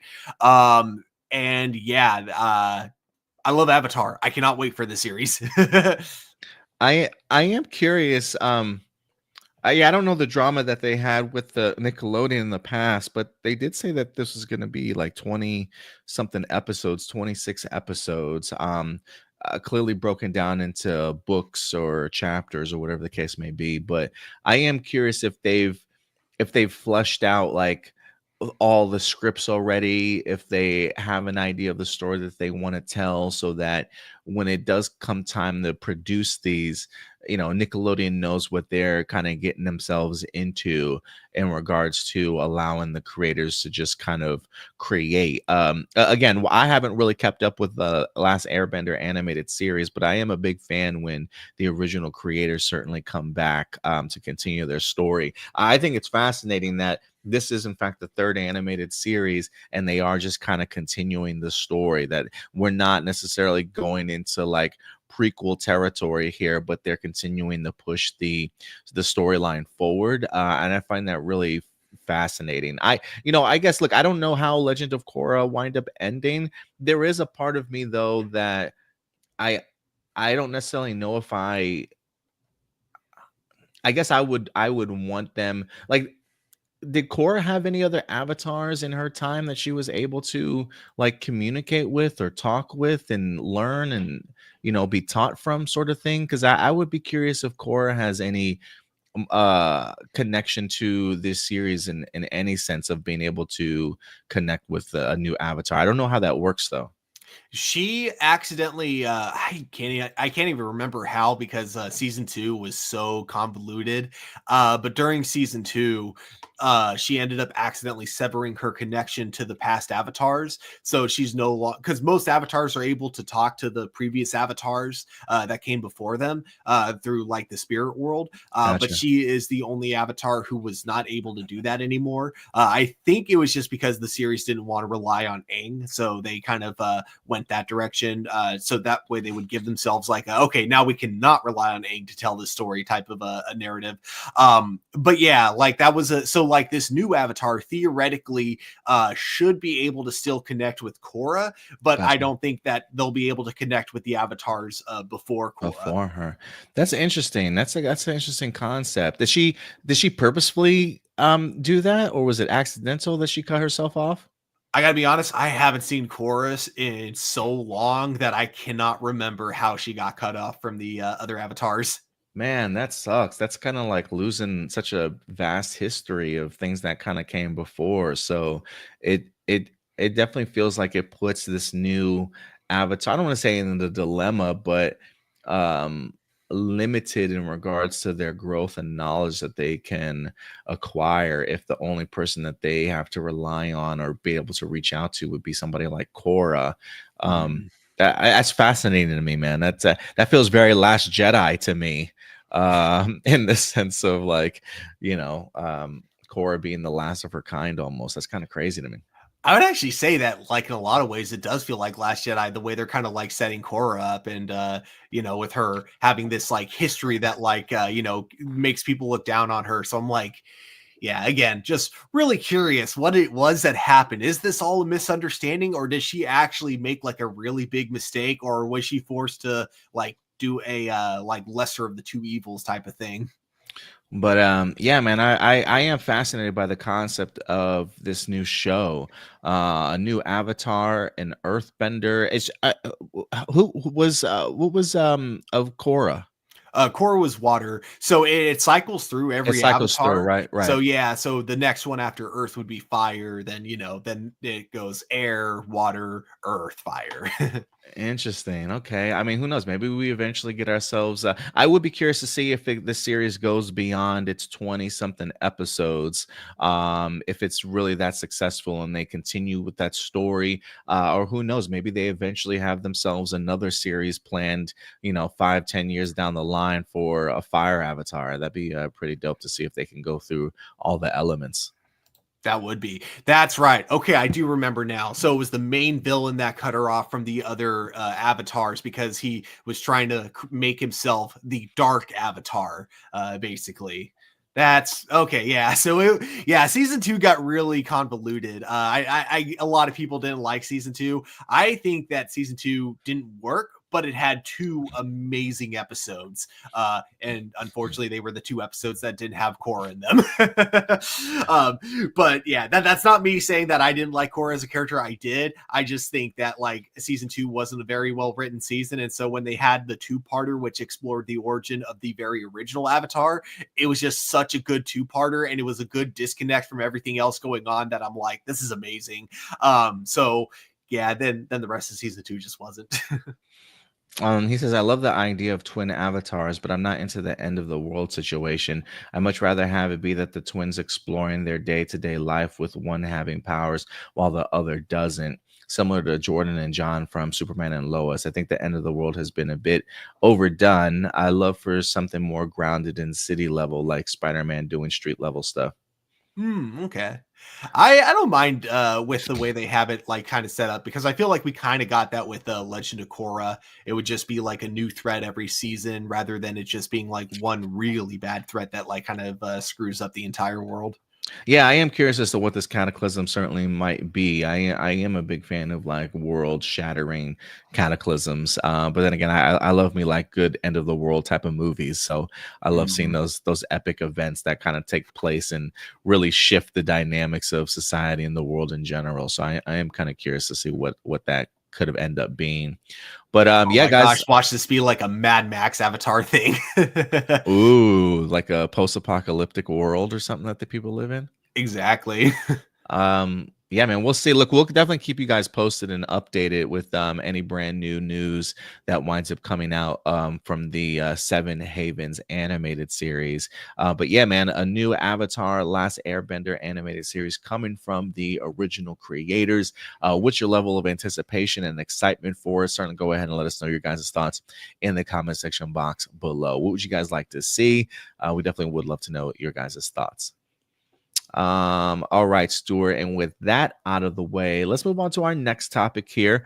I think we're going to get into our Marvel bag a little bit as we've been talking about Marvel for quite some time in the sense of them being on a new trajectory in regards to how they want to handle some of their upcoming movies, especially their upcoming television properties. One of the things that we've talked about in a while back is how when it comes to Marvel, they've really focused a lot more on quantity than quality. And I feel like ever since the writer strike and the actor strike, Marvel Studios has really decided to kind of take a step back and rethink their model in regards to putting out content. And I think one of the aspects of Marvel that is really showcasing its changes is not necessarily just the Marvel animation side of things, but Marvel television as well.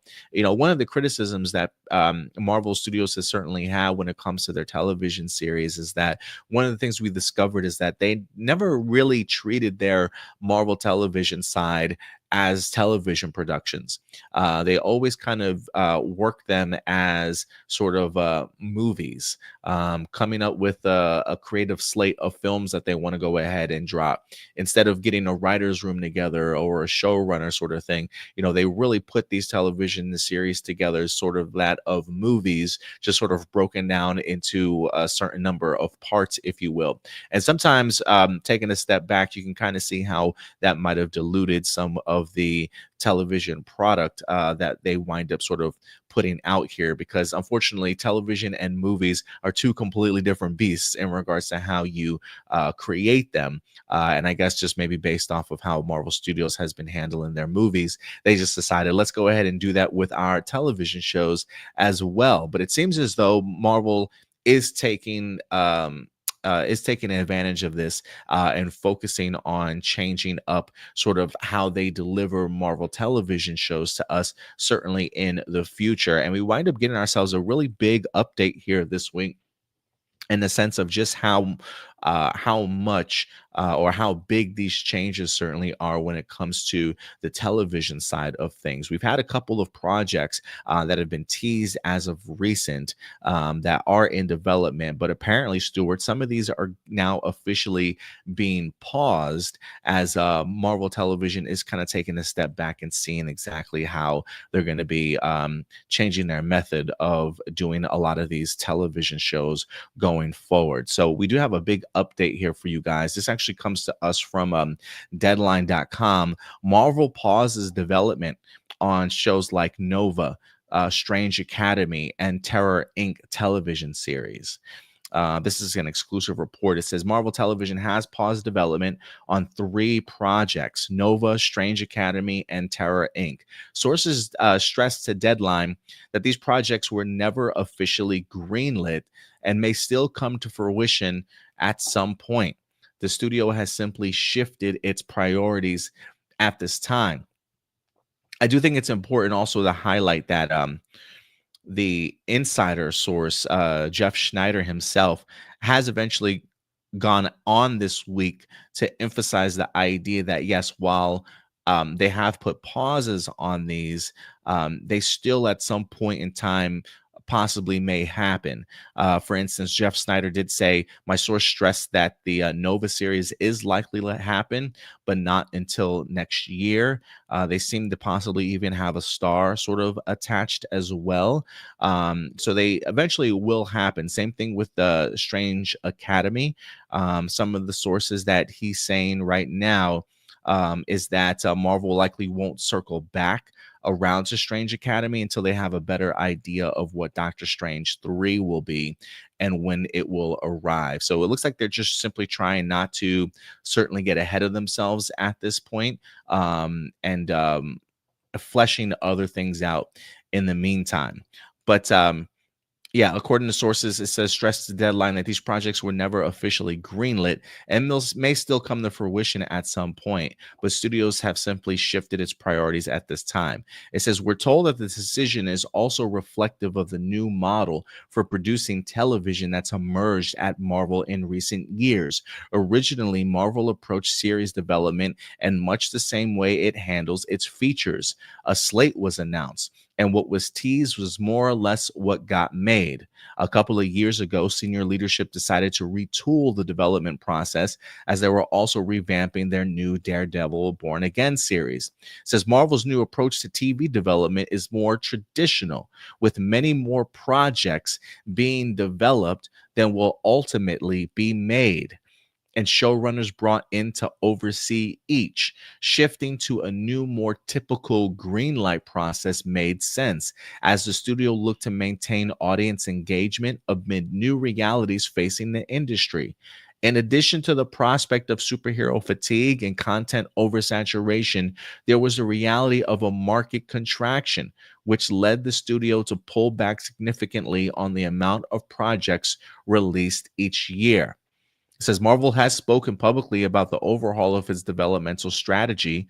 As in a recent interview, Brad Winderbaum, Marvel Studios head of TV, said, we're developing more than we make now. So we're actually have a very different things brewing that we might see through at least to a pilot script to see if we want to make it.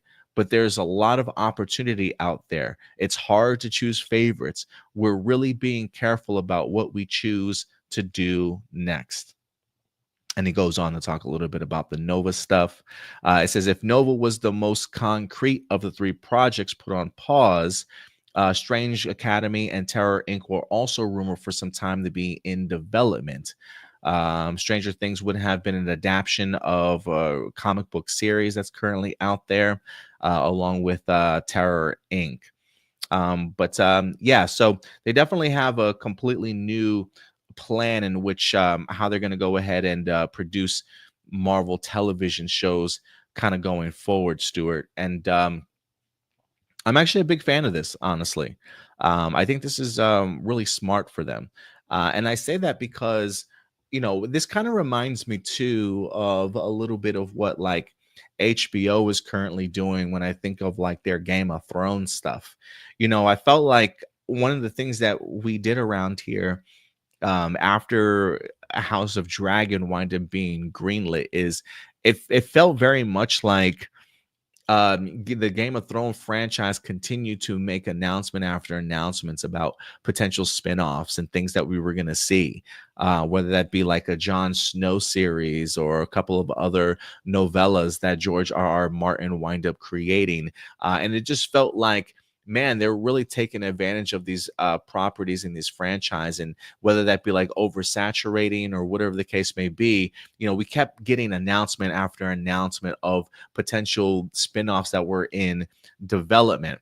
And one of the things that I appreciated what HBO wind up doing, or Max wind up doing, is, they eventually came out and said, look, just because there's things that are in development, there's always things that are going to be in development. It's always going to be concepts, and us tackling, well, hey, what if we did this show, or what if we did this show, and trying to take a step back and actually create them, certainly in the background. Sometimes these things that we say are in development may never get greenlit, right? It may never come to fruition. It's really going to be the projects that sort of take a life of their own, and the momentum sort of starts building, and we are really able to kind of crack a story. And then maybe those projects will eventually get greenlit, and will eventually move on to other things.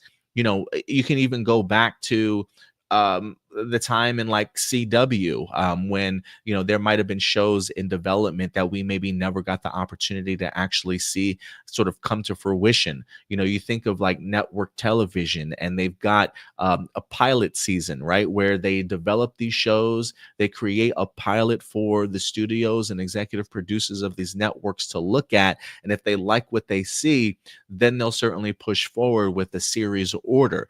Marvel never really did that. Marvel was always like, we're going to make this show, it's going to be greenlit, we're just going to develop it regardless, because it's something that we have on our slate that we have to do, and are just going to give it to us regardless if it's a show that we wanted, or even if the quality was certainly there or not. So the mindset now that Brad Winderbaum, the head over at the head of television and animation, he's really letting us know that they're really going back to the classic way of creating sort of television.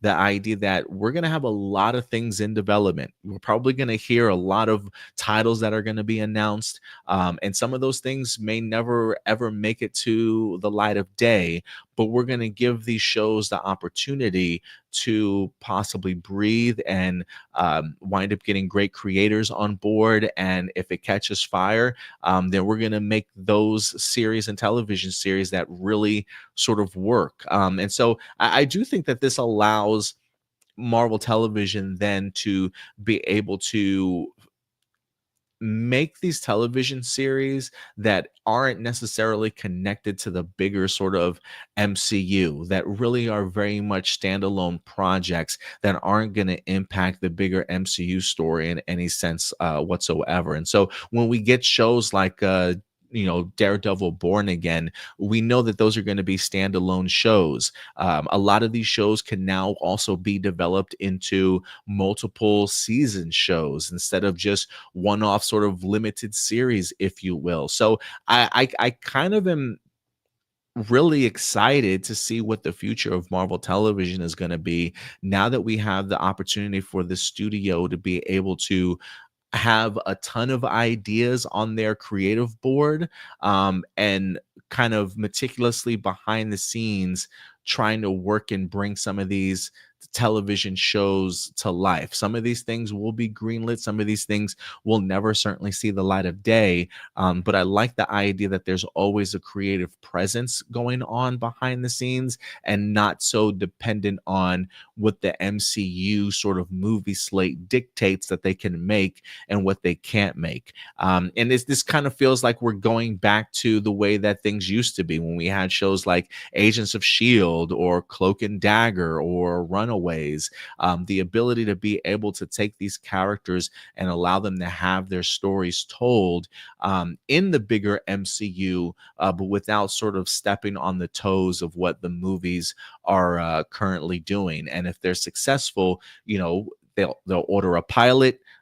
If the pilot is successful, they'll get a series order. If the series itself is successful, now we're talking seasons 2, maybe seasons 3, maybe seasons 4, if they can really get a great group of creatives certainly behind them. So it feels like we're going back to old school television making, Stuart. And I think because of that, Marvel Television can't do anything besides benefit from this. I think they should have stuck with this concept a long time ago. It was the biggest complaint that I had. I used to say this for years was I I I think it's a detriment to Marvel to have all these characters that you can no longer tell stories about because you now have to fit them in the overall it's all connected MCU world and not allow these characters to have just sort of standalone television series of their own. And it seems as though after all these years and realizing the quality over quantity or quantity over quality is no longer working for them, it feels like they're finally going back to the quality aspect of things and allowing these television series to really have a life of their own again. So I'm excited for this. I think this is a really big win situation. I do hope that we get some of these series like a Nova or a Strange Academy, but I do like the idea that they're pumping the brakes a little bit, taking a step back, and developing in a more classic way. You and me both. I think, yeah, what you described is exactly like the issue I have with, modern or with like Marvel Television. There are definitely some exceptions, and there are also some times where I think the way they went about making television shows definitely worked. I think that, for example, like while I do think that Falcon and the Winter Soldier would have been better if it was a movie, I do think that it was still a really good series overall. And then I do think that shows like She-Hulk and oh god, I had another example in my head, but I can't think of it now. Are but there are like a couple of shows where it somehow does feel like, oh, WandaVision, that was the other one. Sorry. So She-Hulk, WandaVision, and Agatha are kind of the only three I can think of where they actually feel like television shows and not just like movies kind of like stretched out into like a mini series, basically. So I like the idea of going back to like the actual TV route. And again, it's not to say that they should never do this kind of format again, because I do think it worked. I think that that format that they went for worked really good with Loki. But I don't think it works for every show. I think that some shows would have been better if they let them flesh out as an actual show or let them make it into an actual movie. And I think that kind of being in this weird in between for everything is just something that doesn't work. So I think if they're going this route, I think that's a lot smarter. And it also is a good idea to just like be able to have a pilot done before greenlighting an entire series, so you don't end up wasting a lot of money on a show that you have to produce now, even if it, didn't turn out as like good as you were expecting. So it puts a lot less pressure, in terms of trying to like make sure every show is a success. It gives you some kind of like room to work with. So if like you see a pilot, something doesn't quite work, you got some you got some leeway. You can be like, okay, let's we want to green light this, but we do need to make some changes because this doesn't work. I think that overall this is a much smarter idea, and it's a good way to prevent yourself from having another Daredevil Born Again situation. Yeah, no, absolutely. I think that's really smart. I'm glad you brought up Agatha. There is talks that they want to make an Agatha season 2. Brad Winderbaum also came out in an Entertainment Weekly article this week, talked about the idea that they did have plans on. He said, we asked Winderbaum how Marvel thinks about limited versus linear series, using Agatha all along running for Emmys in the main comedy category. He says, I think it's linear series potential. A show like Agatha to me is concept based. Yes, a second season for sure is something that we want to do, but let's not rush it. Let's get the right idea and then make it. He also talks about another series that they have in mind for a season 2 still, believe it or not, is Hawkeye. He says Hawkeye is another one that feels like you could make a second season of the show because it's Christmas, because it's Clint and Kate. You can kind of revisit it whenever, and we're looking for opportunities to do that. But as we develop things for the future, I think we're going to be designed to be multiple seasons, have more of a pattern, and be able to release annually. which would be a nice kind of get back to form, I think, for television also, because I do miss my shows annually. Like if network television can literally give us 20 plus episodes a year, why streaming services can't do the same thing baffles my mind. So I do like the idea that they are trying to go back to multiple seasons, and on a more annual basis. And with that being said, Stuart, um, I believe Daredevil Born Again is getting ready to start filming their second season here, just days before season one wind up dropping. So to me, it feels very much like this is in line with the idea of us being able to get a season two sometime next year, if possible. Fingers crossed. Yeah, fingers crossed for sure. So yeah, I'm a really big fan of this news, man. I'm ready for Marvel Television to certainly feel separate again. I mean, they seem like they're open to the idea of limited series. Also, I think that's what you said, right, Stuart? Was that they shouldn't completely get rid of the limited series if certain things work. But I also wonder if I still hope that we stick with like the special presentations. I think they should stick with those Yes. too. I think those would really come in handy as like one shots, if you will. And then yeah, maybe a limited series if it's like a big event that might lead into having impact on a movie. But if it's something that's going to be multiple seasons, I really want them to treat them like television series. Get a writer's room, get a showrunner, create a pilot, and if it's successful, then create a series order. And who knows, it could be a series that we didn't even know that we wanted, but we can tell those stories now because it's no longer part of a film slate. You know what I mean? Definitely. I also, yeah, like kind of going back to like what you were mentioning about kind of like the disconnect. It's not that I want, shows outside of the MCU. It's that I want shows in the MCU that isn't like totally focused on changing the universe or, tying into the next big thing. I want to focus on, what it's like for this character living in this world. I don't want to see like how does this character change this world. It's like no, like just give us a story in this world about this character. Something like we saw like a little tease for it with the Wonder Man trailer. Like that's something I really hope we get out of Wonder Man. It is a show that's just like about a guy trying to be an actor in the MCU. I don't really want them to have like a huge MCU like kind of plot line about aliens or anything. I kind of hope they commit to that bit where it's in the MCU and a guy is trying to get an acting gig. Like, give us that, please. That I don't know why when you say that, the first thing that comes to my mind is that was it that DC show of Oh, the Powerless. yeah, the Like I would insurance have. company. Yeah, like it's too bad that show. I haven't seen it. I've only seen one episode. But it's too bad that show didn't work as well as it should have because that was a great concept. I think you know what I think maybe that's what it was missing is that they needed an established universe to put it in, whereas like Powerless like just took place in the DC in a generic DC universe. They could actually put a show like Powerless, but in the MCU, a universe that we as the audience already know 100% about. Yeah, that's what I don't know why that came to mind when you mentioned that, but yeah, that's what I was thinking of too. That's pretty funny. But yeah, guys, let us know your thoughts and your hopes and future hopes for the future when it comes to Marvel Television. I definitely would love to know your guys' thoughts in the comment section box below. And with that out of the way, Stuart, we will move on to our next topic here as we go from Marvel to DC Studios. Remember, guys, I do believe we have ourselves a big either a press conference or a press announcement or something dropping later on this week, if not tomorrow, from DC Studios, if the rumors continue to hold up. But in the meantime, we do have ourselves two DCU topics we're going to be breaking down for you guys today real quick. One in regards to the upcoming Clayface movie, Stuart. We continue to have development for for this film, as not only did we have a writer that was attached, but now we officially have ourselves a director attached.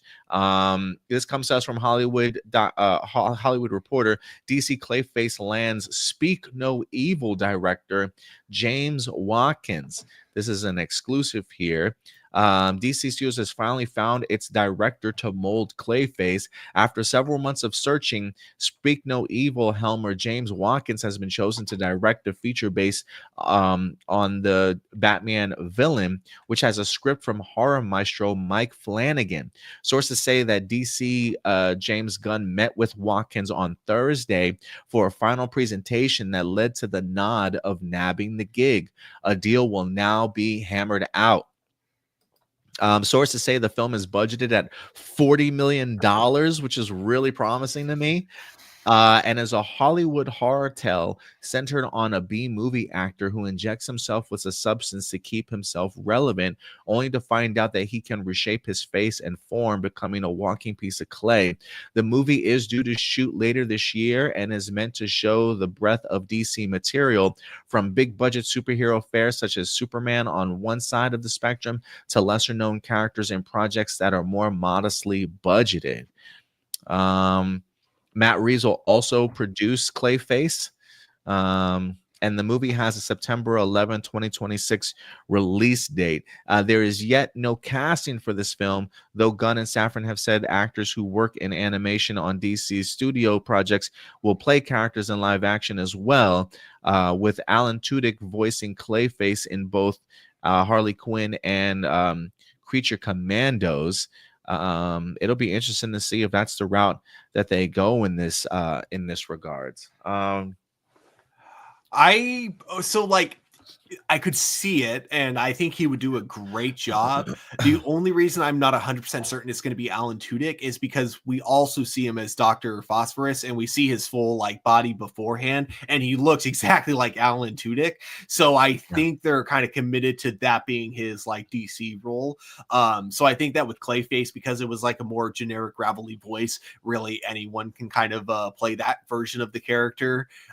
So I don't think it'll be Alan Tudyk, but I could be wrong. And if it is him, I do think he'll do a great job.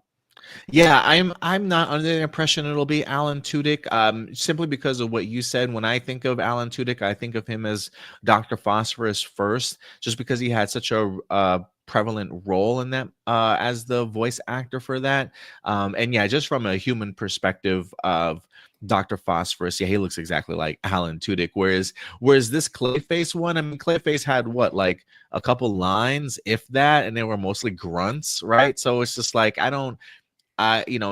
having that role as in Creature Commandos, I don't necessarily know if that solidifies him as the live action Clayface for the bigger overall DCU. But coming in at $40 million here, Stuart, as the budget. And have you seen Speak No Evil by any chance? I have not, but I think $40 million. I think it's going to be awesome that they give it a lower budget. I do think that this is a smart move for DC to kind of put in a couple of low budget movies there, so it gives more directors an opportunity to dip their toe in the waters for DC, and then also not to have to worry about all that pressure of having to get a lot of money back. You just need to get a decent profit margin, and for $40 million, that's not too hard to do, especially with a character like Clayface, because if you got Clayface, you more than likely got Gotham, and if you got Gotham, you're more than likely going to get the Batman fans just from that alone. So I think that a $40 million horror film taking place in the DC universe is a great way to get some profit going for future DC projects as well. And I hope that this movie does well, because if it does, I think it could lead to, again, more low budget DC movies, which I think is great. I think that, as much as, you need your Supermans to have your, $100 million budgets, I think that there is also a world we live in where we can have those movies, but we can also fit in kind of the smaller scale, kind of comic book adaptations as well, and keep them in that same continuity. I really hope that's something that we keep. I am very surprised though. I thought Mike Flanagan, like I know he never said he was going to direct, but I kind of assumed it was just a matter of time before they announced that he was going to direct. So I'm very surprised that we have James Watkins instead. I think it's I a don't. scheduling issue. It might be. You might be right. I don't know if I've seen. Okay, so he's directed an episode of Black Mirror. So I've definitely seen. Yeah, Shut Up and Dance. I've definitely seen that. I don't think I've seen anything else that he's made. But now I'm going to put Speak No Evil on my list. Yeah, I heard I hadn't seen Speak No Evil, but I did hear good things about it. I am fascinated really in the combination of Mike Flanagan and James Watkins. I There is something about the world of the horror genre right now that I think is clicking on all cylinders, and there is something really fascinating about DC deciding to tackle this as like a horror thriller sort of film. And I think the idea of a $40 million budget with the talent of James Watkins and a Mike Flanagan together, I think has the potential to be something really unique and really fun for them to take a shot at. My thing is like when I think of James Gunn, the fact that he's even making a Clayface movie, I think says something. It may not necessarily be like the DCU movie announcement that floors everybody, but I don't think James Gunn makes a Clayface movie unless he reads the script and he's like, holy shit, like Mm-hmm. this is just so incredible in the sense of doing something fun and unique and terrifying that we need to give this a shot. And in the day that we live in, where horror movies are making a comeback and they're so creative and unique and they're making profits at the box office, I think it potentially could be a really big win for DC Studios coming in at the budget that they're currently coming in. There's when they first originally announced something like a Venom movie, Stuart. I don't know why Clayface comes to me in the sense of this is the direct, like this is the trajectory I wanted Venom to kind of to go in the sense of like you've got this weird alien symbiote that can shapeshift, that can take over control of people's bodies. I always envisioned it very much as like an alien movie, if you will, if they had done things right, maybe at like a really low budget sort of Venom film, and make it really focused on horror. I think something like that really could have worked. And so the fact that they are deciding to go that route with something like a Clayface, I find really fascinating. And I think in a really, really smart choice here. So, well, look, I think we have asked before, like, what are some individual DC characters that if we gave something like the Joker treatment, could be successful. And I remember hearing things along the lines of a Lex Luthor film, a Mr. Freeze sort of film. I think Clayface is one of those films that could be really, really good as sort of a standalone sort of film. It may be weird that this is sort of our first introduction to the Batman side of the DCU world. But again, I think when you've got talent like Mike Flanagan writing the script and James Watkins to go ahead and be the director, I think the idea of doing this project was not taken very lightly. I think they probably really thought it over, and the fact that they're ready to greenlight this and pull the trigger on this and hopefully start shooting here within the next month or so, I think just shows how much faith James Gunn and the studio certainly has in this movie. And I'm really low key kind of excited for this, Stuart. Same. I think what got me excited about this before they even like fully went into what this movie would be about was the fact that like James Gunn himself said he had zero plans on doing a Clayface movie. But when he saw the script and because this is something that kind of shows that he's sticking true what he said in the beginning, is that the script is like the number one thing they focus on first before greenlighting anything. And I think that it really shows with Clayface, the fact that this wasn't even on his radar, but then once he saw the script, he knew he had to fit it in there. It kind of shows how flexible as a producer he is, as a storyteller, how flexible he can be. And then it also just shows that, yeah, he really does think that story should come first, and that, yeah, if he'll put the script first before like just kind of going, here's the plan, we need to have everything done by this time and everything. It's like, no, what script is ready to go, what can we greenlight first? And yeah, I think that, again, going back to who they got, like, even though I haven't seen much from the first director, I do plan to watch Speak No Evil, because I just figured out which movie that is, and I actually had want to see it. I wanted to see it last year, but I totally forgot. I love James McAvoy, so I'm sure he's going to be great in it. But the writer, though, Mike Flanagan, I'm a huge fan of because of the Netflix show that he did, Midnight Mass, which I still think is like one of the most incredible shows out there.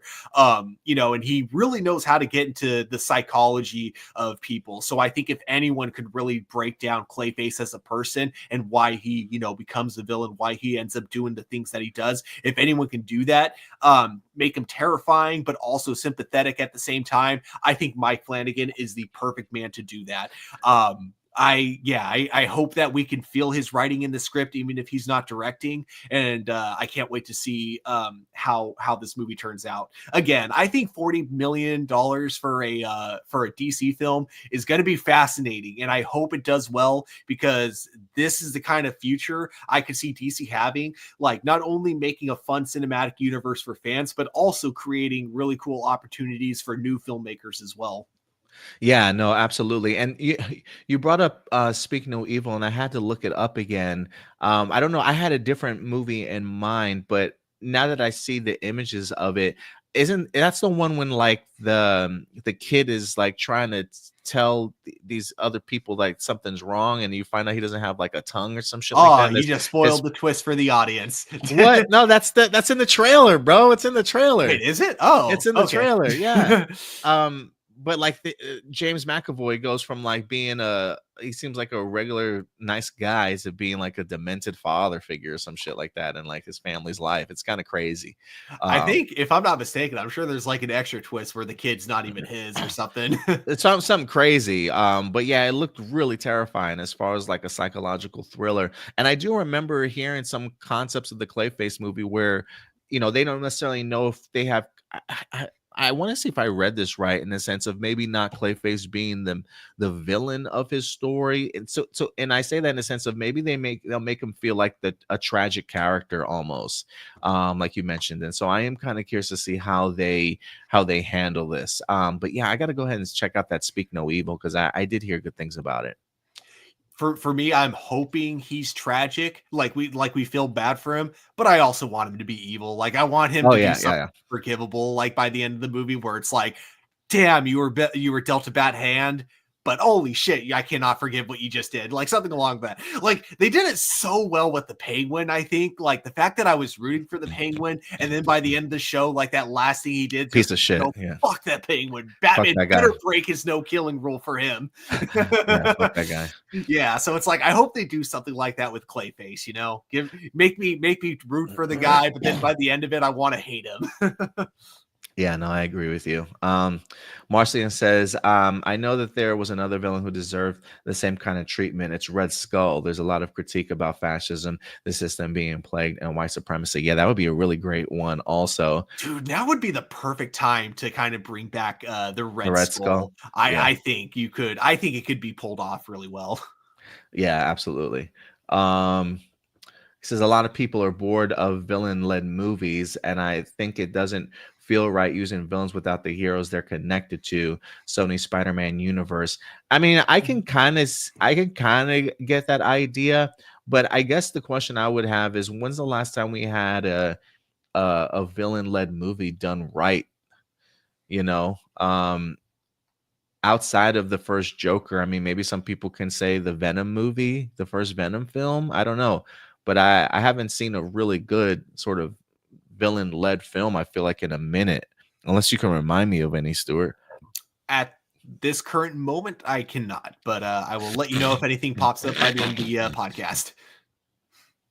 What's weird is I see that a lot of people excited for a Clayface movie, but also hated the idea of Joker movies, and were glad that the second one bombed. I loved the idea of the first Joker movie. I just I wasn't a fan of it getting a sequel. I didn't think it needed one, Yeah, and neither one. I did change my mind the moment I saw that it was a musical and that they were doing something completely different with. And then after seeing the movie, I was like, yeah, they should have just stuck with the first one. Yeah, I mean, you know, the idea of attempting to do villain-led movies have certainly happened, but I don't know if to great success. And so I do think that this lines up DCU Clayface to certainly be this the standalone or a standout, I should say, in regards to making a successful one outside of something like the Joker. And again, you know, they're approaching it very much from a horror psychological thriller aspect, and I don't know if that's ever been done before either, right? In the sense of you're taking these villains and turning them into anti-heroes and like heroes of their own story. I'm not under the impression that that's what Clayface is certainly going to be. So the fact that they're putting that in that type of genre, I think for me already sort of separates it from any of these other villain-led films that we've seen before. So I think there's something special going on here, but we'll see. We'll have to I see. do indeed. Oh, a good villain-led movie that's somewhat recent just popped in mind. Cruella, I actually thought was pretty good. Yeah, that was a good one. I thought the very end was dumb when they tried to tie it into 101 Dalmatians, but besides that, everything else was pretty good Yeah, too. that was a good one. I heard good things about Cruella. But all right, guys. From that DCU news to other DCU news, as it looks as though we've got ourselves Sergeant Rock back in the news here this week, as more developments continue to happen for this for a movie, Stuart, that has yet to be officially greenlit. I feel Yeah. like we've gotten more and more news about this film than anything else. Like I don't even know if James Gunn has come out and talked about this film in any capacity whatsoever. It's almost like we've literally single-handedly built a movie that we don't even know if it's actually happening yet or not. But there's been a director or a writer attached to this film. We have had Daniel Craig at some particular point in time attached to this project as well to go ahead and play Sergeant Rock. There were reports that there were in the middle of negotiations happening. But unfortunately, this week's story, we did get an update to let us know that Daniel Craig has officially dropped out of the DC Studios war movie Sergeant Rock. If this movie was ever actually even going to happen, but apparently, according to Hollywood Reporter, Daniel Craig drops out of the DC Studios war movie. It says the actor is no longer attached to star in Sergeant Rock, the DC Studio feature project that would have reunited him with his queer director Luca Guadagnino. The feature has a script from screenwriter Justice Kuritz. I'm probably pronouncing that wrong. Who penned the director's Challengers and Queer. Sergeant Rock is a World War II soldier who first appeared in comics in 1959.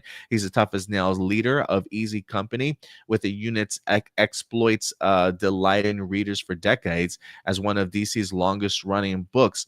Hollywood has long tried to bring him to the screen. At one point, Arnold Schwarzenegger and Bruce Willis were circling at various points. Reasons for Craig's departure remains unclear. Some said the actor's schedule ran into roadblocks with that of his wife, actress Rachel Weisz. Other sources said that the actor soured on the role after Queer failed to perform not only at the box office, but also in the awards race season. So he's like, why would I want to work with this guy again if he can't even give me a damn award or something? That's kind of fucked up. DC is hoping to shoot the feature later on this summer and is already out to other actors. One name, believe it or not, Stuart, that is currently making the rounds is Jeremy Allen White, among others. Yeah. There's also a follow-up report here for Jeremy Allen White. It says more details have been revealed that even though Daniel Craig has departed, Hollywood Reporter reports that Craig has dropped out of the film. While the reason for this departure isn't immediately clear at this time, it says Warner Brothers is now searching for a replacement. Um, it says, according to Jeff Schneider, White currently holds the offer for Sergeant Rock. He's supposed to finish filming the next season of Bear in early March, while Sergeant Rock is eyeing a summer 2025 production window. That means the project could potentially fit into his schedule. However, his casting doesn't seem to be a done deal for two reasons. Firstly, White is attached to star in a Netflix series. That project was announced in January, and it's currently unclear when the production window is. One of Snyder's sources said that the series is in early development and unlikely to stand in the way of Sergeant Rock, while another said he was planning to spend this summer shooting the series. Secondly, they say White is reportedly asking for too much money to star in Sergeant Rock, which is aiming to be a mid-budget movie that isn't supposed to be a terribly long shoot. How much White is asking for is unclear at this time. So the Jeremy Allen White suggestion right now seems very much like that's kind of up in the air, not necessarily fully developed. So apparently he's been offered the role, but clearly there are some things that may be hindering the development of that actually happening. Even though I am a big Jeremy Allen fan, Jeremy Allen White fan, I do think the concept of him being a Sergeant Rock would actually be a really great fit. So I am kind of curious as to who's on the short list. And I'm also always fascinated by how this works in Hollywood in the sense of like if Daniel Craig drops out, all right, so Jeremy's next. Like how long is their list? You know, like do they have like their top three, their top five that they could potentially offer the role to? I am curious as to how that would work. But you know, I guess for me, look, I am a big fan of Daniel Craig. I'm really looking forward to his work here in Knives Out later on this year. I didn't get the opportunity to check out the film Queer for myself, but it would be kind of a bummer if one of the reasons why he decided to drop out is because his partnership with this guy didn't bring in enough money at the box office or enough award recognition. You know, the concept of Sergeant Rock, when I think of it, is not something that I would expect to immediately get award recognition. So I don't know why that would even be a thing in that regards to, besides the idea of like how good is the script. So I don't know if that's the reason or not, or if it is scheduling conflicts with his wife and other projects that he certainly has. But I do think that this is a significant loss for Sergeant Rock. You know, I also don't know how old they wanted Sergeant Rock to be. You know, maybe Daniel Craig 10, 15 years ago might have been really ideal for this. But, you know, I am curious as to if the script asked for a grizzled sort of veteran of Sergeant Rock, if he's been doing this for years and maybe he's later in his career, because going from somebody like a Daniel Craig to a Jeremy Allen White seems like two completely like, you know, clearly two different age gaps. And the idea of Jeremy Allen White kind of coming into this role, I think significantly changes who the Sergeant Rock character could potentially be. So I am kind of curious as to what the script for Sergeant Rock certainly calls for. But I remember seeing some fan art of Daniel Craig as Sergeant Rock that really got me excited for this role. So I'm a little bit bummed just because he's such a talented actor. But if they can land somebody like a Jeremy Allen White or even somebody else, I would certainly be open to seeing who they wind up having here. This is very much like in the sense of Clayface, another DCU project that wasn't certainly on my bingo card to be ready to want to go into production as early as this summer, as they stated. But I will say the idea of a war movie really fascinates me. The time period really fascinates me. I think we talked about this before, Stuart. The idea of like the potential for maybe a GI robot cameo in here, I think would be really cool after what we wind up getting from him from Creature Commandos. If he's going to be going up against Nazis, what better time to go up against Nazis than right now? So I really, maybe there is a place for a Sergeant Rock movie to be relevant for today's society. But I'm open to it. I definitely am open to it, but this does bum me out in regards to Daniel Craig not being a part of it. But I am open to seeing what the rest of their short list could potentially look like. But what do you think about him dropping out, Stu? First of all, just every time I think of GI Robot now, I always think of the recent like meme that's been popular where they take like the Elon Musk thing where he does the Heil and salute, and someone just like cuts to GI Robot going, "Oh no." Oh no. Yeah. It's just, oh my god, I love I that. mean, isn't it just crazy?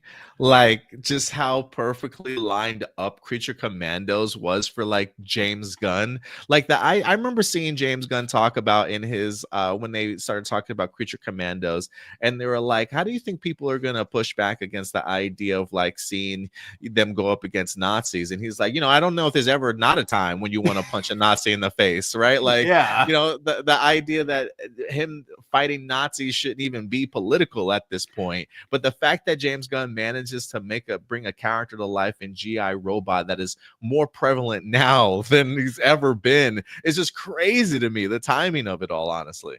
The perfect timing, I think. And then I even love, like, even in one of James Gunn's interviews for the show, he's like, so yeah, do you think anyone would be offended by this? He's like, yeah, Nazis will probably. I mean, if I offend Nazis, awesome.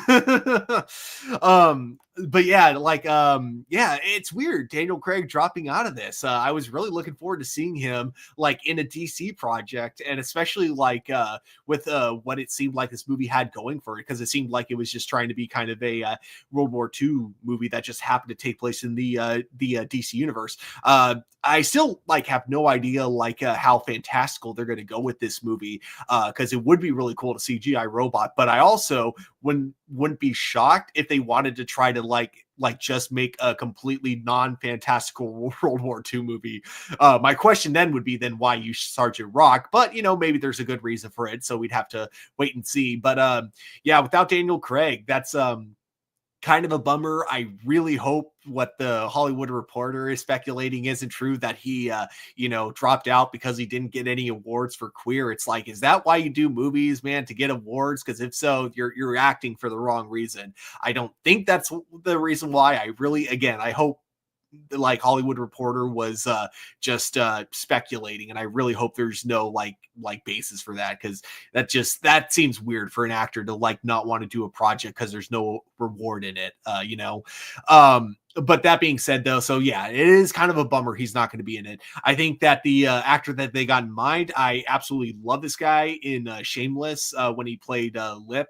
Even if I never finished the show, I still love. He was always like my favorite character in that series. And then, of course, I haven't gotten far into The Bear yet, and that really needs to change because everyone's been telling me how amazing it is. But the first episode, which I did see, I thought he was really good in that show. And plus, it'll be kind of funny to see if he goes into the DC universe as Sergeant Rock, seeing him in the DC universe, but the guy who plays his brother is like now in the Marvel universe as the Thing. Although I guess he kind of was already in the Marvel universe in the Punisher series, but regardless, it'll be kind of a funny dynamic. Yeah, I think he's a good secondary choice. It is like you said, you brought up how much difference it would make Sergeant Rock as a character. So it makes me kind of wonder if they even have a completed script for this movie, if they're able to completely change out an actor that's completely different just like that. It makes me think that, the script is really, or this movie itself, it's not like Clayface where they had a finished script and then they started production on it. It seems more like they have a cool concept, but they don't have a script yet. So it feels like nothing is greenlit at this moment. But I could be wrong there. And I say that only because it feels weird to be able to change out an actor with someone completely different. But like you, I'm also kind of curious who else they may have in mind for this character. But yeah, right now, I think that the guy they have in mind could work. But yeah, it would definitely be very different from what they would have gotten from Daniel Craig. I think you bring up a good point in the sense of how you can go from somebody like a Daniel Craig to a Jeremy Allen White. And I think that comes full circle in regards to why this movie has not been greenlit yet. Mm-hmm. I don't know if there is a fully realized script. One of the things that James Gunn has been infamous for telling is like things are not going to be greenlit unless we have all of our ducks in a row. And the fact that we've had this story going for such a long time of, who's going to be the writer, who's going to be the director, is Daniel Craig really on board with this sort of thing? He's been offered, but he hasn't approved it yet. The fact that James Gunn hasn't even said anything about the development of this movie, I think says everything that we need to know. And one of the reasons why it could not be greenlit is because maybe the script isn't fully realized, and if they don't have certainly Daniel Craig on board, maybe this does give them that freedom to still kind of make adjustments um, before having to greenlight the project and actually be ready for filming. So again, if James Gunn hasn't announced this movie being made yet, clearly a lot of changes can certainly still be made. Maybe they're on the second script right now, maybe you're on the third script right now, and the realization of, hey, we do have to change the actor, maybe that further changes the script around just a little bit more also. I mean, look, Clayface kind of came into fruition immediately. I mean, they're really ready to go and start filming here within the next month or two, if I'm not mistaken. But the fact that he greenlit it lets us know the script is more than done. The writers and directors are more than in place. So yeah, I think there's still a lot of moving pieces to go when it comes to this Sergeant Rock movie as of right now. Definitely. Marcelino says they really seem committed to making the Sergeant Rock movie. I wonder why. Is that good of a script, or is there something else they're secretly keeping? I wonder if he meant making. I don't know. Or I wonder if, like, again, going with the fan theory that they're doing a New Frontier as their first Justice League, you could theoretically set that up in a Sergeant Rock movie if it's World War II and it involves like going to different islands at some point. Like, you could have it be like Sergeant Rock that discovers Dinosaur Island. Oh, possibly, yeah. I do wonder. I mean, look, maybe the script is that good, but again, it hasn't been greenlit yet. So this could be a movie that gets made or maybe never gets made.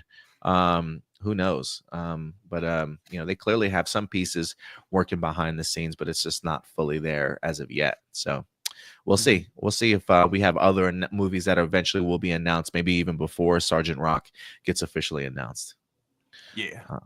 Yeah, we'll definitely keep you guys posted. But let us know your guys' thoughts in regards to Daniel Craig exiting Sergeant Rock. Is that a hit to the movie, you think? Do you think Jeremy Allen Wright would be a good replacement?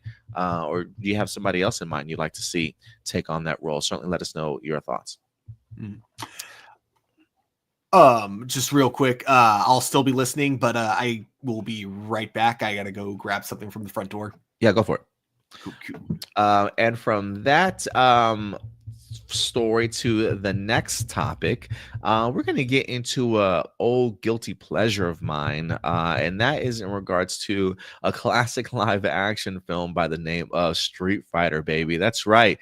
Jean-Claude Van Damme's Street Fighter from years ago. When did this movie even drop? Street Fighter live action. I actually remember, believe it or not, seeing this movie in theaters when I was a kid, 1994. So I was probably like 11 or 12 years old when this movie dropped. Really, the only great Street Fighter movie that I can recall is the Street Fighter 2, the animated movie. But I do remember being a big fan of Street Fighter growing up as a kid. I definitely had my fair share of going to the arcades, playing a lot of Street Fighter, playing a lot of Street Fighter versus X-Men or Capcom versus X-Men sort of thing.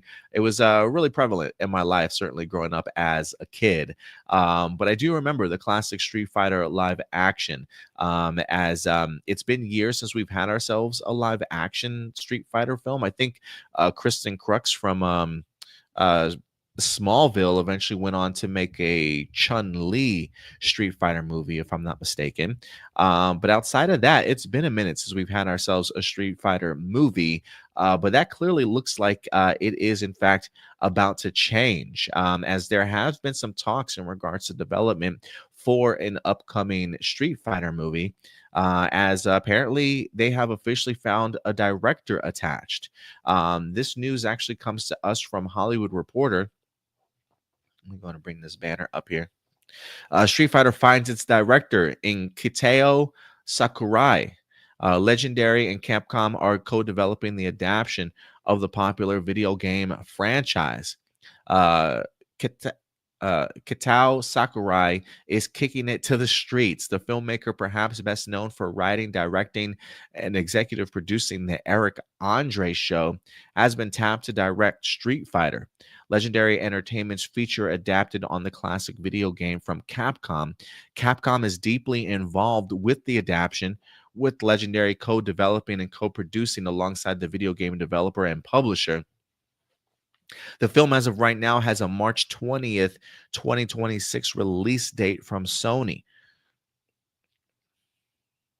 It says Hollywood has tackled the featured adaptation twice, including the infamous 1994 version that starred Jean-Claude Van Damme and bombed before going on to gaining a cult following. A previous incarnation of Street Fighter was set with Danny and Michael Philippou, the Australian twin filmmaker duo behind the horror hit Talk to Me. But yeah, it looks like they have officially found the director. I don't know who the writer for this upcoming Street Fighter movie is certainly going to be, but they're looking to try and develop this for a March 20th, 2026 release date. Stuart, what's your history like with the classic Street Fighter film? Did it become a cult fan favorite for you? Do you recall watching this at all? Have you seen the movie? I'm kind of curious to know what your relationship is with this film. Oh man, haven't seen this movie in so long. I I remember the looks and I remember certain lines, but as a whole, not very memorable. But of course, no one can deny how amazing of a villain crap, I'm blanking on his name. Dyson Yeah, M. Bison. M. Bison, yeah. How like iconic that villain was from that movie. Like I absolutely loved it. Like the two like greatest lines, the first one being, "For me it was Tuesday," and then the other one being, of course, when he just like turns around, "Of course." And I love how that's been memed to death now. And when it comes to the Street Fighter video games, I love Street Fighter 2 and Street Fighter 4. And of course, I'm a huge fan of all the Marvel versus Capcom games. Those were hella fun back in the day, especially like the times I used to like waste so many quarters on Marvel versus Capcom 2. It's crazy. But yeah, so all that to be said, I do think that there's a fun movie to be made there. I love the idea of a tournament brawl, or a tournament like fighter for a movie. Like, I think that's what they should have done with the first Mortal Kombat movie. Like, you can have a plot and everything, but really all you need to do when it comes to a fighting movie, especially if it's based on Street Fighter or Mortal Kombat, just make a tournament movie. It worked with Enter the Dragon. Just do that exact same thing, but with Street Fighter or with Mortal Kombat. I don't know why that's been such a hard concept for Hollywood to wrap their minds around. Like, it worked in the first Mortal Kombat movie. It worked in Enter the Dragon. I don't know why they haven't tried that formula since then. But yeah, it's definitely the direction they got for it. I know that a lot of people have really enjoyed the Twisted Metal franchise. So I personally haven't seen the show yet, but I've been hearing, that it's a lot of fun. So I think if you got this guy directing a Street Fighter movie, at the very least, even if it's not the best written script, I think it'll at least be a lot of fun. Yeah, I'm glad you brought up M. Bison. I remember when the movie released, the only thing I remember the actor Raul Julia from was his time on the Addams Family. Didn't he play the husband from the Addams Family, if I'm not mistaken? Or am I tripping? Huh. Am I tripping? Yeah, I think that yeah. He played damn it, what's his name? Gomez. He played Gomez. Oh, that's funny. I didn't know that. And I just remember thinking to myself, like, why did they get Gomez as M. Bison? I just because I just remember from the video games, M. Bison being so huge and buff, and then I get to see him in this live action, and I'm just like, he's like he's just like this frail little guy, you know what I mean? Like in the video game movie. And it really threw me off at first, but I had no idea how iconic Raul Julia as M. Bison would eventually go on to become, as some people's fan favorite, as M. Bison in it. From an acting standpoint, yeah, man, he's like really one of the only reliable people, with the exception of Ming-Na Wen, that actually played Chun-Li in that movie, which I remember her for, which was fantastic. But outside of that, yeah, I mean, look, I'm ready for a new Street Fighter movie. I truly am. I do like what you mentioned about the idea of like a tournament base. I think that would be pretty fun to watch. If anything, please get Blanca right this time. Now that we are in 2025, I gotta think the prosthetics and the makeup work and the CGI would really bring Blanca to life a little bit better. So I think there's a lot of interesting aspects of Street Fighter that can really work. It's just gonna be a matter of, do you get the right writer? I don't need this movie to be Oscar winning or anything like that. I just need a really enjoyable popcorn flick with some great action and a solid enough plot to certainly get me from beginning to end, and I'll definitely be thankful. So yeah, I haven't seen this director's work, but for me, this movie will live or die by its script at the end of the day. Indeed. Question, because I totally forgot this movie even existed. Did the article mention the 2009 Street Fighter movie? I think it did briefly with the Chun-Li movie. Yeah. No, it didn't bring. I don't think it. Okay. I don't think it mentioned it. I brought it up though. Oh, you did. Okay, cool. It occurs to me that I haven't seen this movie, and it's got one of the lowest ratings like on IMDb, and I think also on Rotten Tomatoes as well. Like I've just heard like it's considered like one of the all-time worst movies like ever made. And now that there's a new Street Fighter movie in development, I'm kind of curious to watch it at some point. I'm curious if it's as bad as like people say, but I wouldn't doubt it because it did come out around the writer strike, so there were like a lot of really bad movies coming out around that time. Yeah, I think now's a good time for me to watch it. Yeah, I mean, you've got. I was always a big fan of Kristen Crook. I had a huge crush on her from Smallville for sure. But yeah, the movie was called Street Fighter to the Legend of Chun-Li. Had Michael Clark Duncan in it. Neil McDonough was in it as M. Bison. So yeah, it had some pretty good actors, but unfortunately, just yeah, it's kind of crazy what it turned out to be. Mm-hmm. Vega was in the movie too. Michael Duncan as Balrog, which just feels like great casting choice. But yeah, unfortunately, the movie just didn't necessarily work. And Kristen Crux as the daughter to Neil McDonough as M. Bison just feels weird to me, but okay. That is but weird. Yeah. But yeah, Ram Jam says a new Street Fighter movie could be fun if done right. I still prefer the animated movie that came out in the 90s. Stay true to the game. Yeah, I think that's the best Street Fighter movie we've ever had. The Street Fighter 2, the animated movie for sure. But we'll see. We'll see how it turns out. But look, man, Mortal Kombat 2 is supposed to be dropping soon. Hopefully, after this, after the success thereof of Mortal Kombat, maybe it's time for a Street Fighter movie for sure. Mm. But yeah, guys, let us know your thoughts in the comment section box below. But yeah, that will do it for all of our main topics here for today, Stuart. And I think with that out of the way, I think you know what time it is. I do indeed. Now, everybody, it is time for live viewer questions. And we're going to get into our live viewer question portion of the show. Let me go ahead and bring this up here. If you ever want to go ahead and submit a live viewer question, we usually will drop a post either Saturday afternoon or Saturday evening for you guys. Just go over to our YouTube channel, as you see right here. Click on that post tab and live viewer questions right there 23 hours ago. We got 11 comments. Let's see how many of these we can kind of get through here today. Try and blaze through some of these if we can.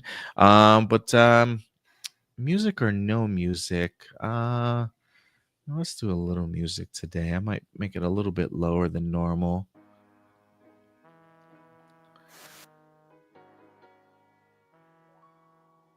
Okay, YouTube 11. All right, give it 1 second to balance itself out here, guys, and I'll be right back.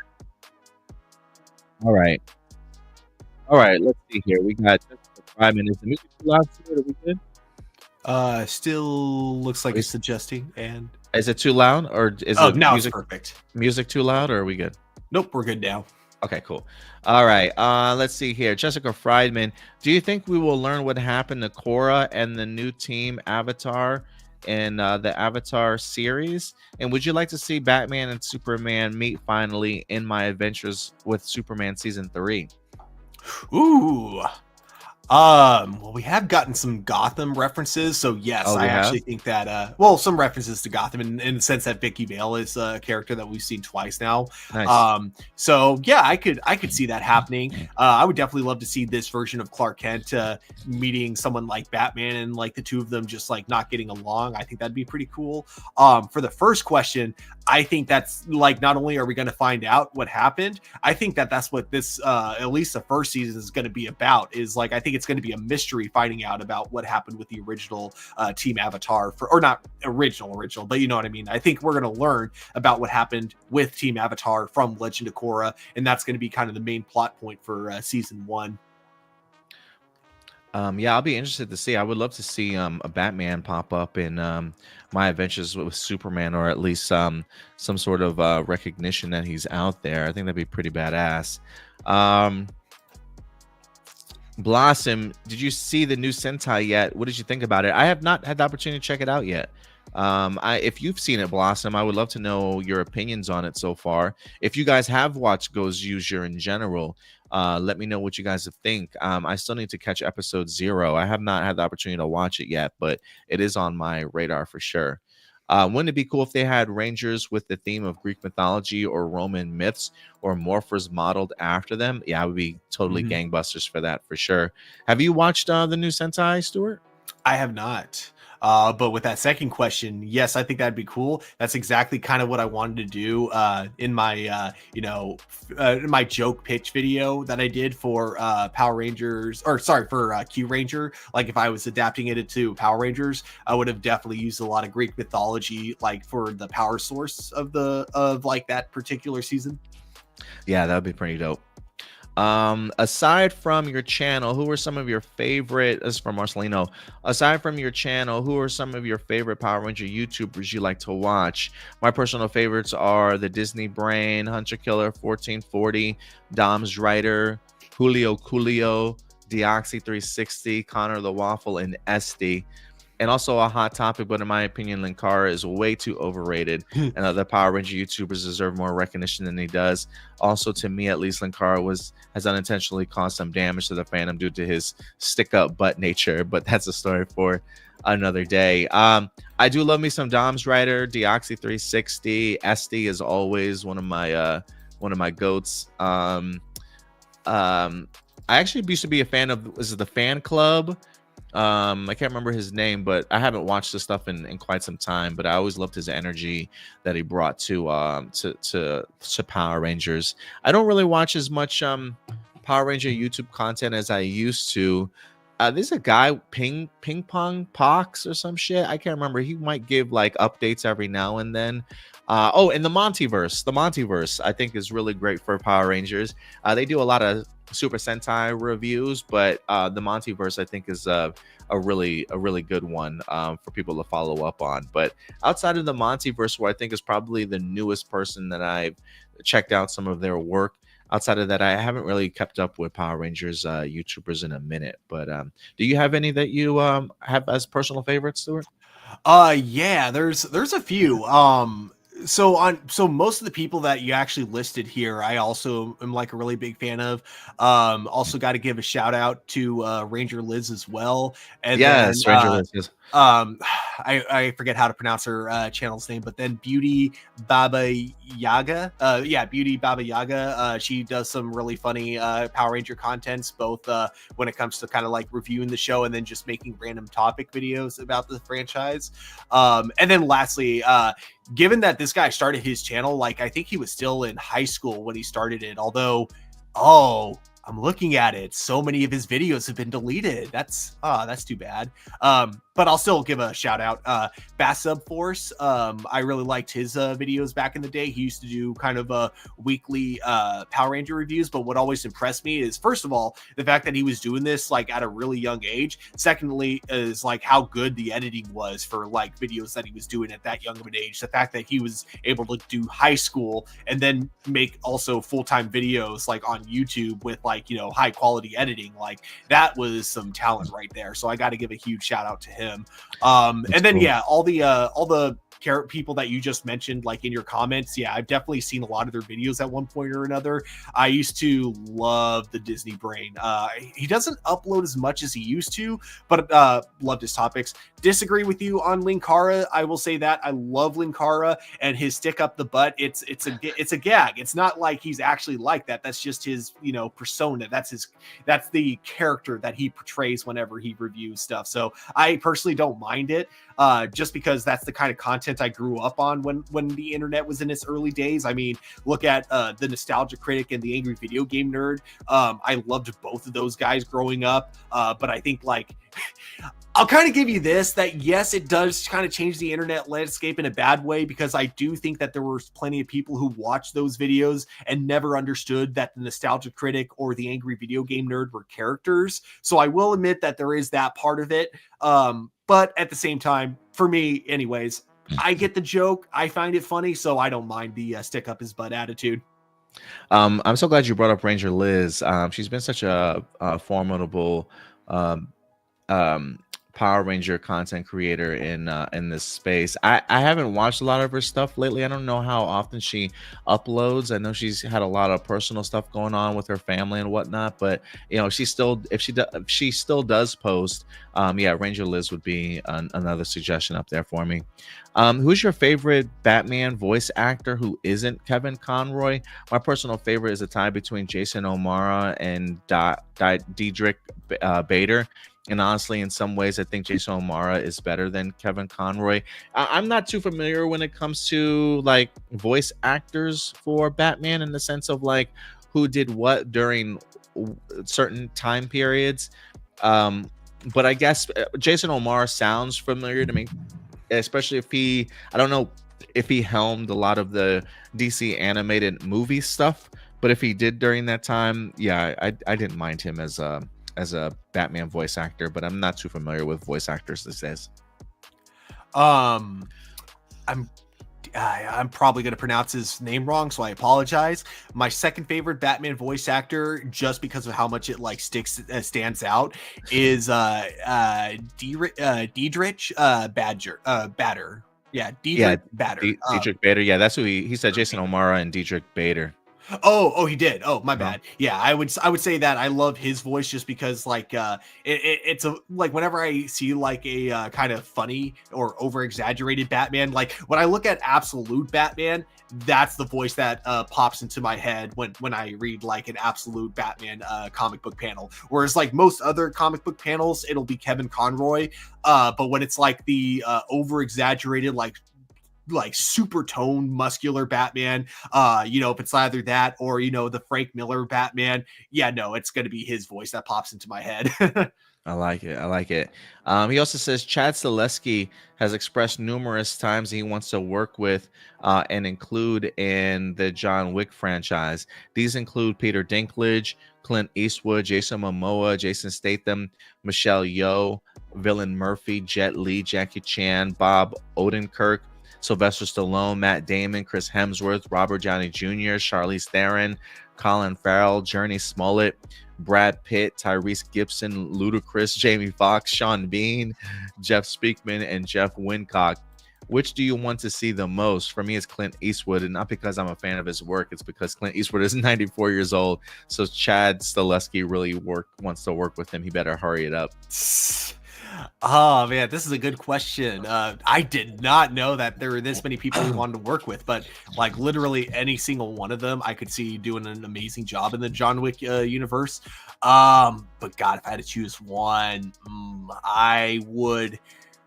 You know what? Give me Peter Dinklage. I love him in almost anything that he's in. So you know what? I'll go with Peter Dinklage. It'd be kind of cool to see him in a John Wick movie, especially if they can get like a really good like stunt coordinator to give him some really creative and awesome fight scenes.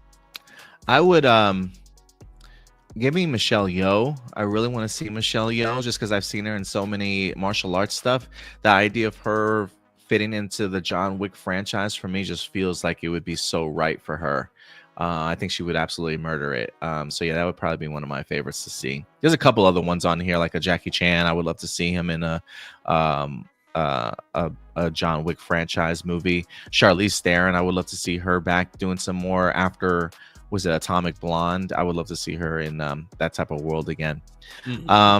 I know when it comes to choosing topics, most of the time the big IPs and franchises are most likely to get chosen, but I don't want to talk about those. I want to talk about independent projects. I know when it comes to choosing any topic, some will be favored more than others, but when it comes to independent projects, how do you choose which projects are worth talking about and which to ignore? For example, what makes you want to talk about Ryan Coogler's horror movie Sinners and not the Megan sequel that's coming out in June this year, or its spinoff Soulmate?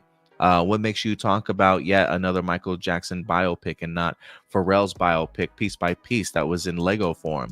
What makes you want to talk about the Book of Eli prequel and Daisy Ridley's spy movie The Cleaner, or Gal Gadot's spy movie Heart of Stone?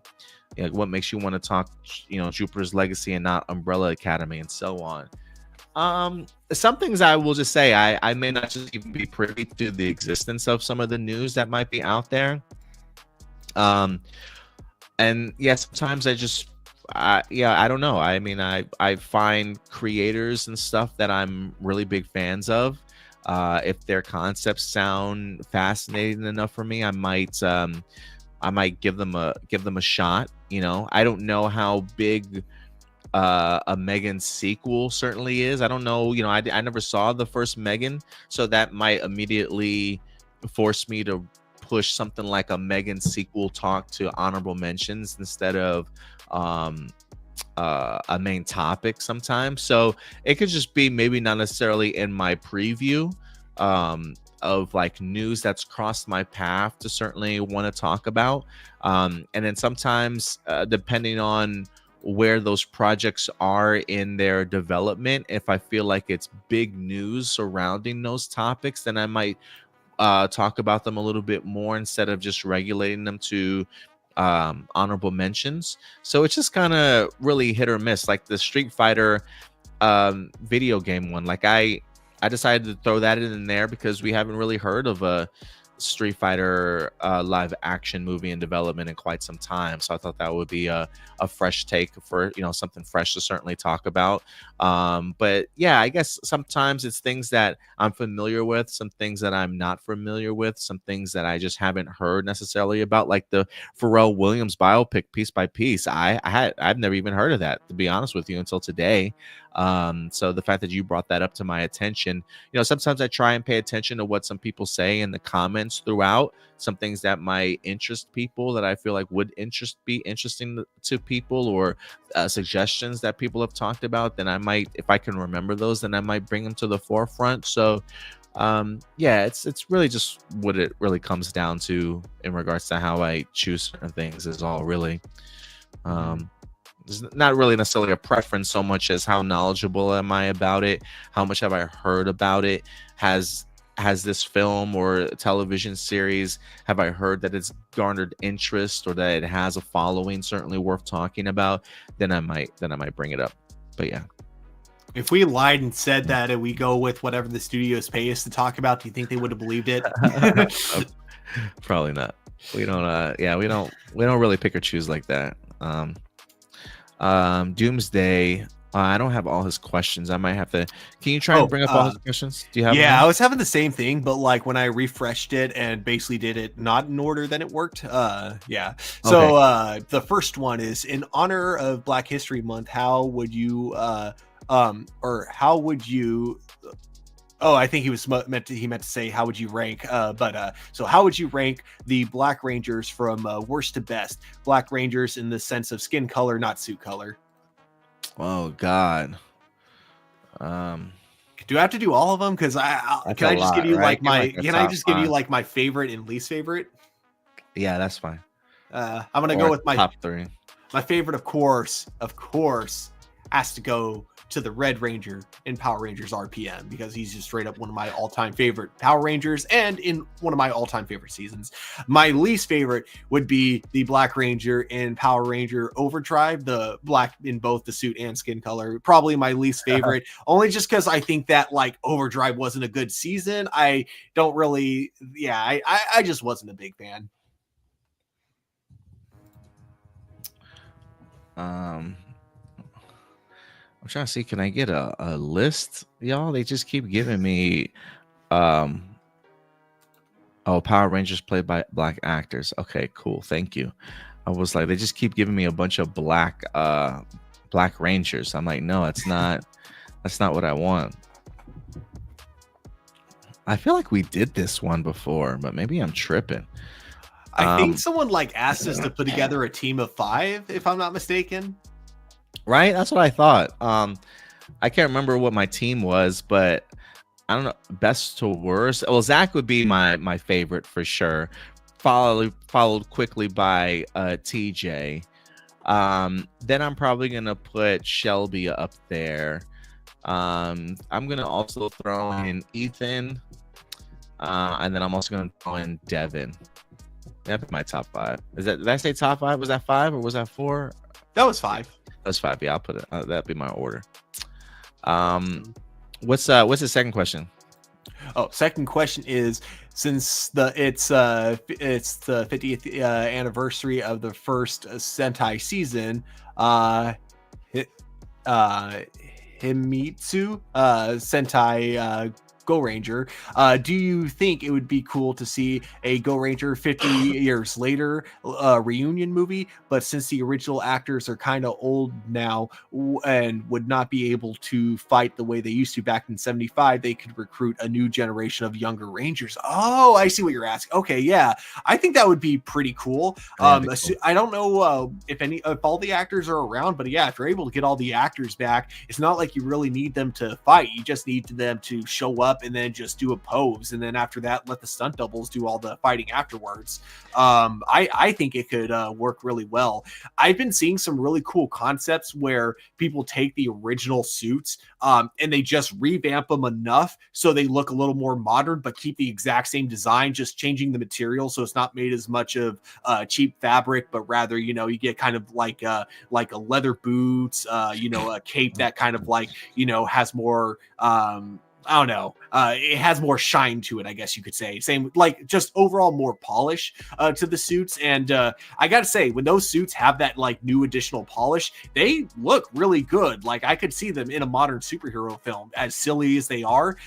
Just give it a little polish and it'll look pretty cool. So I would love to see them come back in kind of like a more polished version of those outfits from the original series.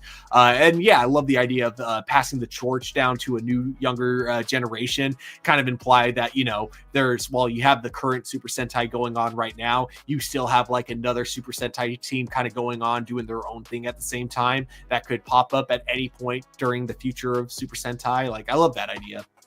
Yeah, I would be down for a Go Ranger sort of reunion movie or something like that. They unfortunately did have the Yellow Ranger pass, Baku. I can't remember his last name, but he played the character Daida in the original Go Ranger series. I believe he committed suicide, unfortunately, years ago, like maybe a few years after Go Rangers. So, clearly they wouldn't be able to bring him back. But I want to say that there was a secondary Yellow Ranger that they wind up bringing in. I don't know if they would have him return or not, but any of the other actors that are surviving, I would absolutely love to see like a 50th anniversary movie to kind of pass the torch. That sounds actually pretty cool. I'd be open to that. Mm-hmm.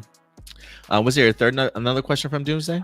Oh yeah. Third question is: do you find it fitting that Captain America: Brave New World released during Black History Month, similar to how Black Panther was released in 2018?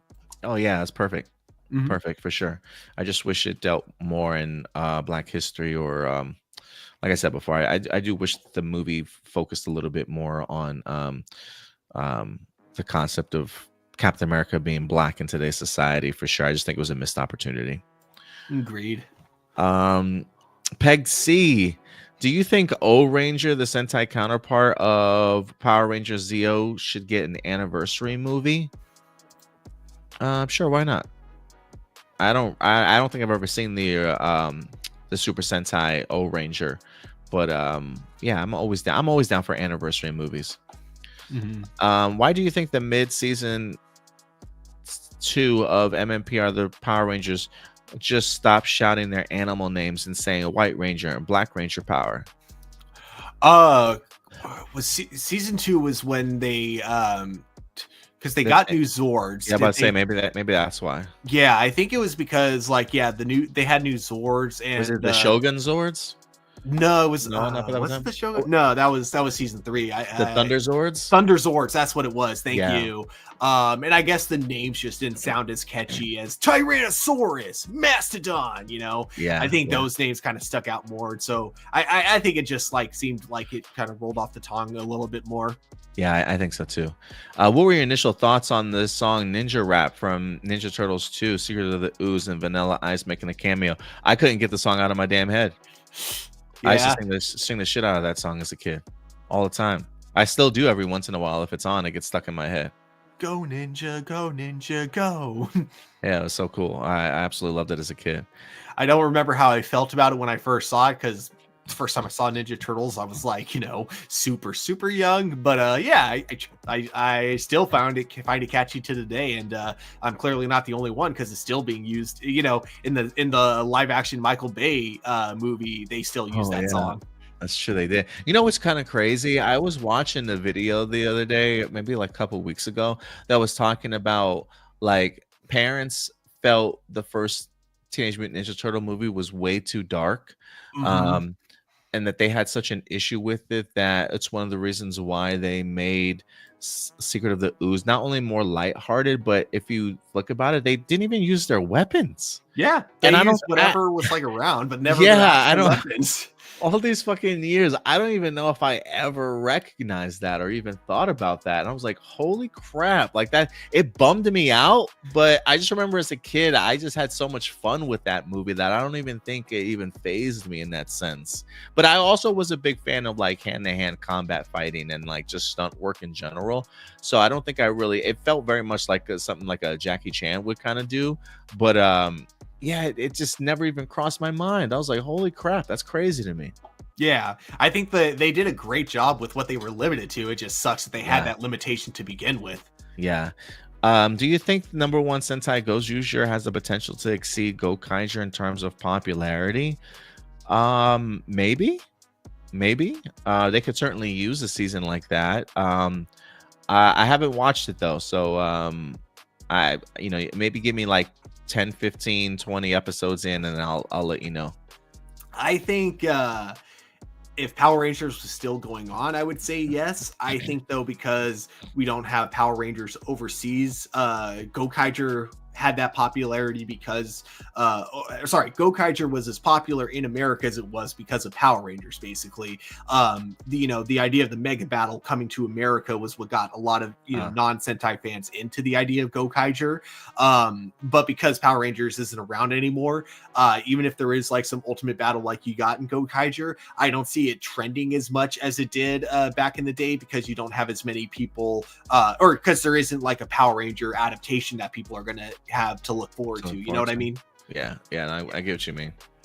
Power of the Morphing Grid. From Power Rangers to Shortland Street, Tessa Rouse historic journey. I do miss me some Tessa Rao, man. Tessa Rao's recent debut on a long-running New Zealand series, Shortland Street, marks a significant milestone in her career and highlights the interconnectedness of the New Zealand acting community, particularly concerning the Power Ranger franchise. Yeah, I feel like Shortland Street and Power Rangers are just connected at the hip. It's almost like it's like a rite of passage. It feels like I had no idea that she just joined that New Zealand drama, but good for her, man. That's crazy.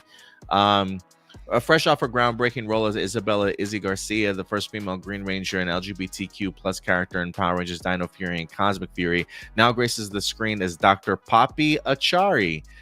This transition is particularly noteworthy considering the rich history between Shortland Street and Power Rangers.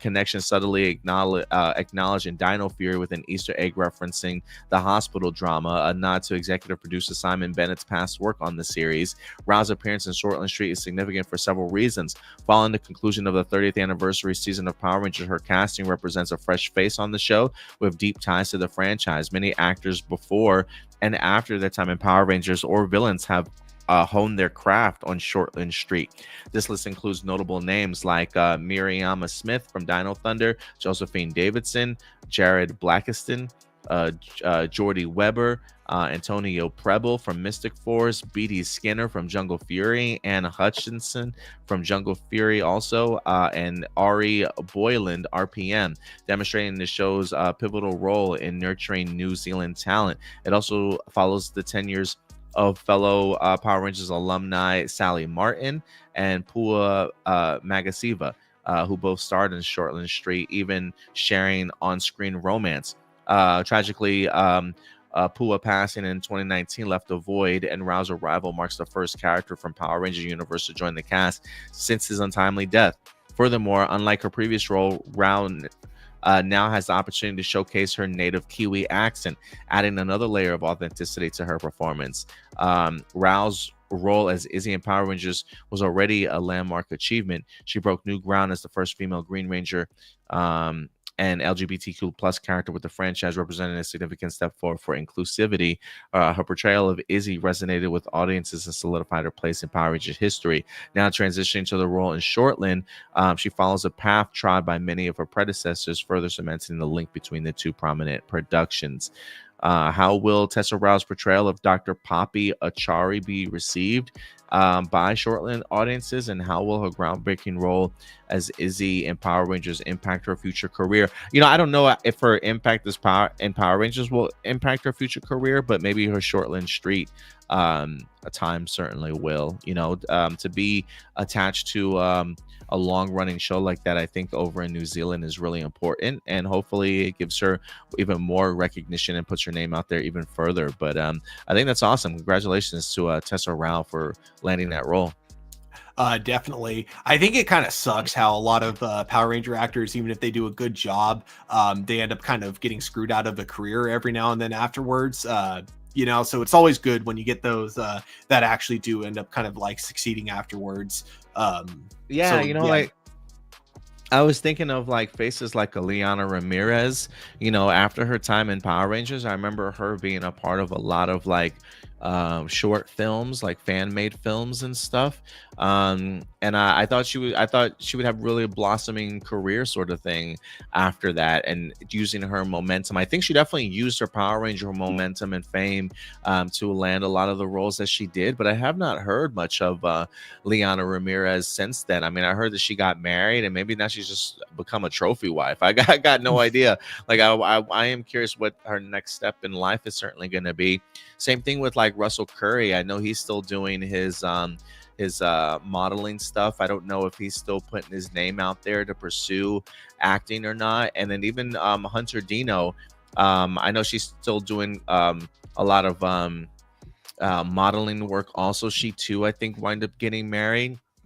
But look, acting is not easy, man. Acting is like 90% no's in your life, and sometimes it's all about just landing opportunities. Jacqueline Soslowski from damn it, why am I tripping on the name of the show? Anyway, Jacqueline Soslowski that played Zoe. She's Beast Morphers, right? Beast Morphers, yes. she went on to finish her schooling and stuff. I don't even know if she wants to pursue acting or not anymore after that time, but it's just fascinating to see where some of these actors go on to and whatnot. And it's not always a given for any actor, depending on regardless of whatever role that you start out in. Yeah, it's one of those things where it's like I definitely get like, yeah, it's definitely a competitive field, but it kind of feels like at times that and I could be wrong, and it may honestly just be the fact that it's a non-guild production, and that could be why. But it feels like you kind of hear so many stories about people being like on Power Rangers, and then suddenly like that kind of is what gets people to go, oh, you're on Power Rangers, nah, we're not interested in having you in this movie or something. And Brian and Denise and Stuart Bloom has raised the eyebrows among fans. While the return of the original creators offer a glimpse of hope, the concept feels like a potential oversaturation of the franchise following the successful prequel Young Sheldon and the current Georgie and Mandy's First Marriage. A third series risks diluting the brand and potentially alienating viewers to focus on less popular characters, while perhaps offering a fresh perspective could also be perceived as a desperate attempt to milk the franchise for every last drop of viewership. Even the potential for cameos from the original cast members, while exciting, walks a fine line between delight fan service and blatant pandering. With the precarious landscape of streaming services, particularly Max, where shows are frequently canceled due to low performance, and new spin-off faces an uphill battle. Will it capture the magic of the original, or will it become another casualty of franchise fatigue? The success of Big Bang Theory rested on the dynamic interplay of its core group. Shifting the focus to peripheral characters, however well acted, raised concerns about maintaining the show's comedic heart. While exploring the lives of Bert, Denise, and Stuart could offer interesting storylines, it's questionable whether they possess the same audience appeal. Furthermore, the risk of tarnishing the legacy of a beloved series looms large. A poorly received spin-off could damage the overall perception of the franchise, leaving fans disappointed and questioning the creators' decisions. Given the current trend of streaming cancellations and inherent challenges of reviving a successful formula, is the third spin-off truly a wise investment, or is it simply a gamble that could backfire spectacularly? I don't think it's a gamble. I think whether or not it's good or bad, people are definitely going to watch it because it's Big Bang Theory. I also am probably like the worst one to ask about this because I am surprisingly not a fan of that show. I tried a couple of times and I couldn't get into it. I hear Young Sheldon is really good, and I may actually give that show a shot at some point in the future. But yeah, I think that because it's Big Bang Theory, whether or not it's good or bad, I do think that it has a very loyal fan base, and so you'll definitely get viewers. So personally, in a marketing standpoint, I think making a third spinoff show after Young Sheldon ends is probably the smart move. I mean, look, if Young Sheldon was a success, maybe there is a potential out there. It is one of those things where this is where a pilot season comes into play. Create a pilot, see if it can garner any traction. If it's well written, then go ahead and do it. But I don't know. I do feel like there is a fear that too many spinoffs might not do so well. I'm not sure there's a current Georgie and Mandy's First Marriage. What's that? Have you heard of that, Stuart? I have not. Georgie and Mandy's First Marriage. It is a sitcom. That's a spinoff though of that's a spinoff of the show. I did not know that. I thought it only had one spinoff show. Yeah, it's the third series in the Big Bang Theory franchise and a direct sequel to and spinoff of Young Sheldon. Okay, so it's a spinoff of Young Sheldon. So okay. Yeah, I mean, look, if Young Sheldon was popular enough to get a spinoff, clearly it must be doing something right. But I don't, I would just say pace yourself wisely. But if it's got a pilot and people are excited for it, then maybe. But I can understand the trepidation though.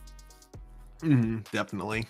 Marky Parko Swiss Army Man, starring Daniel Radcliffe and Paul Dano, is a bizarre yet poignant film where a stranded man, Hank, played by Paul Dano, befriends a farting corpse named Manny and uses him as a multi-tool for survival. Its perceived underrated status likely stems from its unconventional premise, which polarized audiences, with some finding it deeply moving and others simply strange. The film's exploration of loneliness, mental health, and the human need for connection, masked by its absurd humor, offered a unique emotional experience. Radcliffe's committed performance as a corpse was particularly lauded. Hank does indeed use Manny as a tool or human weapon, as you put it, to navigate the wilderness. While a sequel seems unlikely and potentially detrimental to the film's singular impact, it remains a captivating and thought-provoking gem. Have you seen or heard of the film, and what aspects of the movie resonate most with viewers? Could these themes have been explored in a more conventional narrative? Does the film's ambiguity contribute to or detract from its overall impact? I have heard of the film. It is a movie that I personally wanted to see because I do like Daniel Radcliffe and Paul Dano. I did find the trailers particularly weird and fascinating, but the concept alone was one of the reasons why I wanted to see the movie as much as I did. I personally have heard nothing but good things about Swiss Army Man. I've heard a lot of people recommend the movie personally. I can understand how it could be simply strange to people or maybe a little bit off-putting at times, but I've heard nothing but good things about it personally. So it's could these themes have been explored in a more conventional narrative? Probably, but I think that's what separates Swiss Army Man from other more conventional narrative movies like that. And does the film's ambiguity contribute to or detract from its overall impact? I think it might detract from people from watching the movie because of how odd it certainly might be, but I think it contributes to the genuine enjoyment of the movie overall. So it's one that I personally really want to watch because I've heard good things about it. How about you, Stuart? Have you seen it? I haven't seen it yet, but like you, I really want to because I have also heard nothing but good things about it. And not to mention, you got the Daniels directing it, so they Oh, the directed Daniels did that? Yeah. Nice. So I'm sure it's got to be amazing because everything they touch is gold. So it's definitely on my list. But yeah, I will say that the concept of the movie, I think it kind of depends on how people find out about what the movie's about. Because if they find it out through the trailer, they might be more inclined to watch it to go, okay, this is really dumb, but there actually looks like there's something funny that they're doing with this premise here.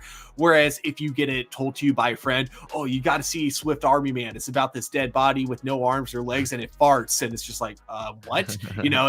That does not sound appealing at all. But I think that, it depends on how you hear about it. If you hear about that through the trailer, it makes more sense. If you hear about it secondhand, like I did, which is what made me not want to go see it in theaters, you're less likely to go see it in theaters. It hit me with like a weird Weekend at Bernie's kind of vibe, but not. Um, so yeah, I kind of always wanted to check it out after I saw the trailer though.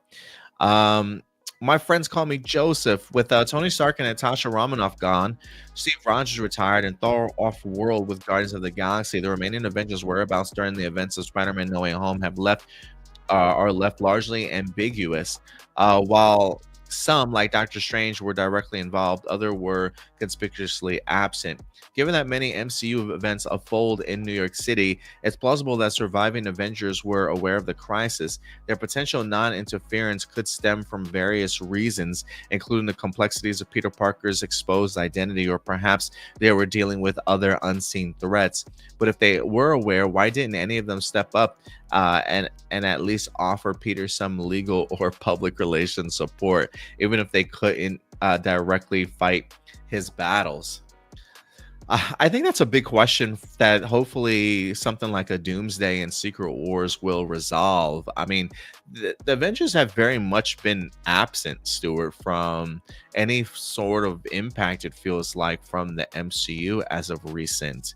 Everybody's kind of been on their own adventure, right? We saw Ant-Man and Quantumania, but he's out there writing books and he clearly helped save the world, but that was kind of very much sort of off-world. Thor's somewhere out there in the world. We don't have a Black Widow anymore. A lot of them pieces, everybody's kind of distracted, kind of doing a little bit of their own thing. Um, Really, we don't really get any notion of the Avengers until we've heard things like Miss Marvel try and recruit Kate Bishop to maybe form a new group of Avengers at the end of the Marvels. Um, get an opportunity to hear Sam Wilson talk with Thaddeus Ross about bringing the Avengers together again. Like, I don't even know who would consist of the Avengers at this point in time, or what that team even sort of looks like. So it feels like we have been very Avengers-less. But yeah, I mean, outside of Doctor Strange being involved in No Way Home, they've really been very in like nowhere to be found. Mm-hmm. Why didn't any of them step in, you think? I would assume they all had, because so this was No Way Home, which during the events of No Way Home, that was okay when you had the whole multiverse thing.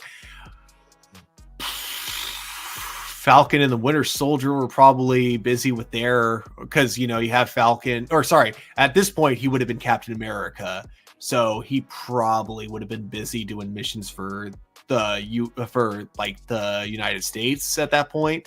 Because even though he didn't work directly for the president, he does still, he's a free agent, as he says in Falcon and the Winter Soldier, so he probably was still doing that.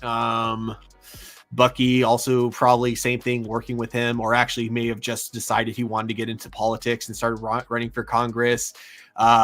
Yeah, I don't know. I feel like for the thing about comic book movies is that you always just got to assume that if they're not in a movie that's connected, that they're off on their own adventure doing something that, that they just literally can't be bothered to help with, because what they're dealing with is something bigger or more important. And that's why they stuck with Doctor Strange. That's why he had Doctor Strange, because he wasn't doing anything important at the time. So it's like, okay, fine, I'll help you, Peter. Yeah, and he's in New York also. I just wish it was more of a in the movies and in the television series. I just wish it was more of a relevant storyline, in the sense of, where are the Avengers? Why did they disband after Endgame? Like, where is everybody? I wish that they explained that stuff a little bit more. Mm-hmm. It is kind of weird, because it's implied after Endgame that the Sokovia Accords are just no longer, no one gives a crap about them. Hence why you have all the solo adventures still going on. So it is kind of weird that that's no longer an issue, and yet they still kind of treat it like it is, Yeah, absolutely. Johnny Morero, I'm so excited for MMPR TMNT comic book 3 comic book, especially with the cliffhanger at the end of the second one, which got me thinking, do you think there's a chance we could see Super Shredder in the 3rd installment and see him face off against the Rangers? Because I want to see that happen, as well as Snizzard and Minotaur as Shredder's new henchmen alongside Lord Zed in his Master Zed form, and have the Turtles face him in Super Shredder, and maybe give the Rangers and Turtles new Ranger powers, and feature the Ninja and Shogun Zords too. What do you think? I love that aspect, honestly. Heck yes. Super Shredder, because have we kind of got them in one of the Ninja Turtles cartoons, but we never had him in the 80s cartoons, but he was the main thing in Ninja Turtles too. So yeah, give me Super Shredder, have him shredding through the Power Rangers. Yeah, I would love to see it. Are you excited for the VR Troopers comic, and do you think this could to other Saban shows like Beetleborgs have their own comics? Yeah, maybe. I think it could open up a Beetleborg opportunity for comics. I didn't even know they were doing a VR Troopers comic book.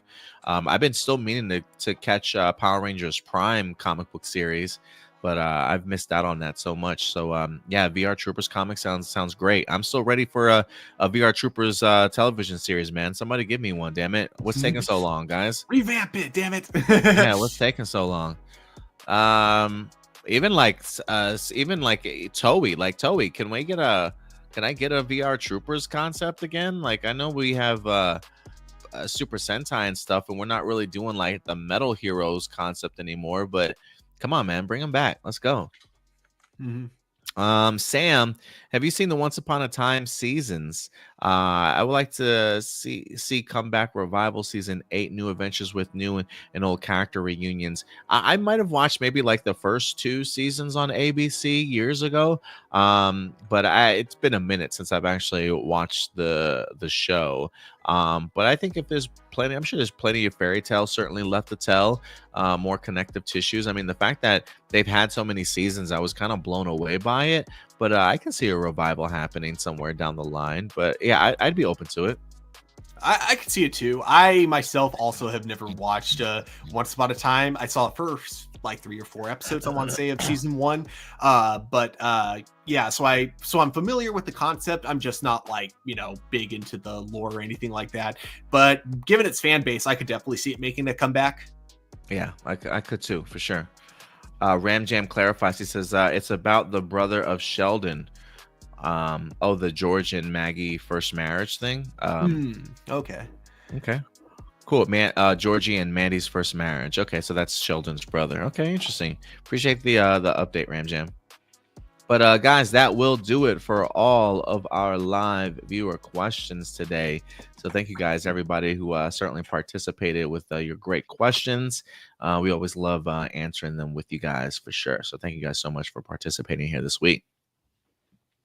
A little bit longer than I certainly would have liked, but we had some catching up to do since we didn't get a chance to connect last week.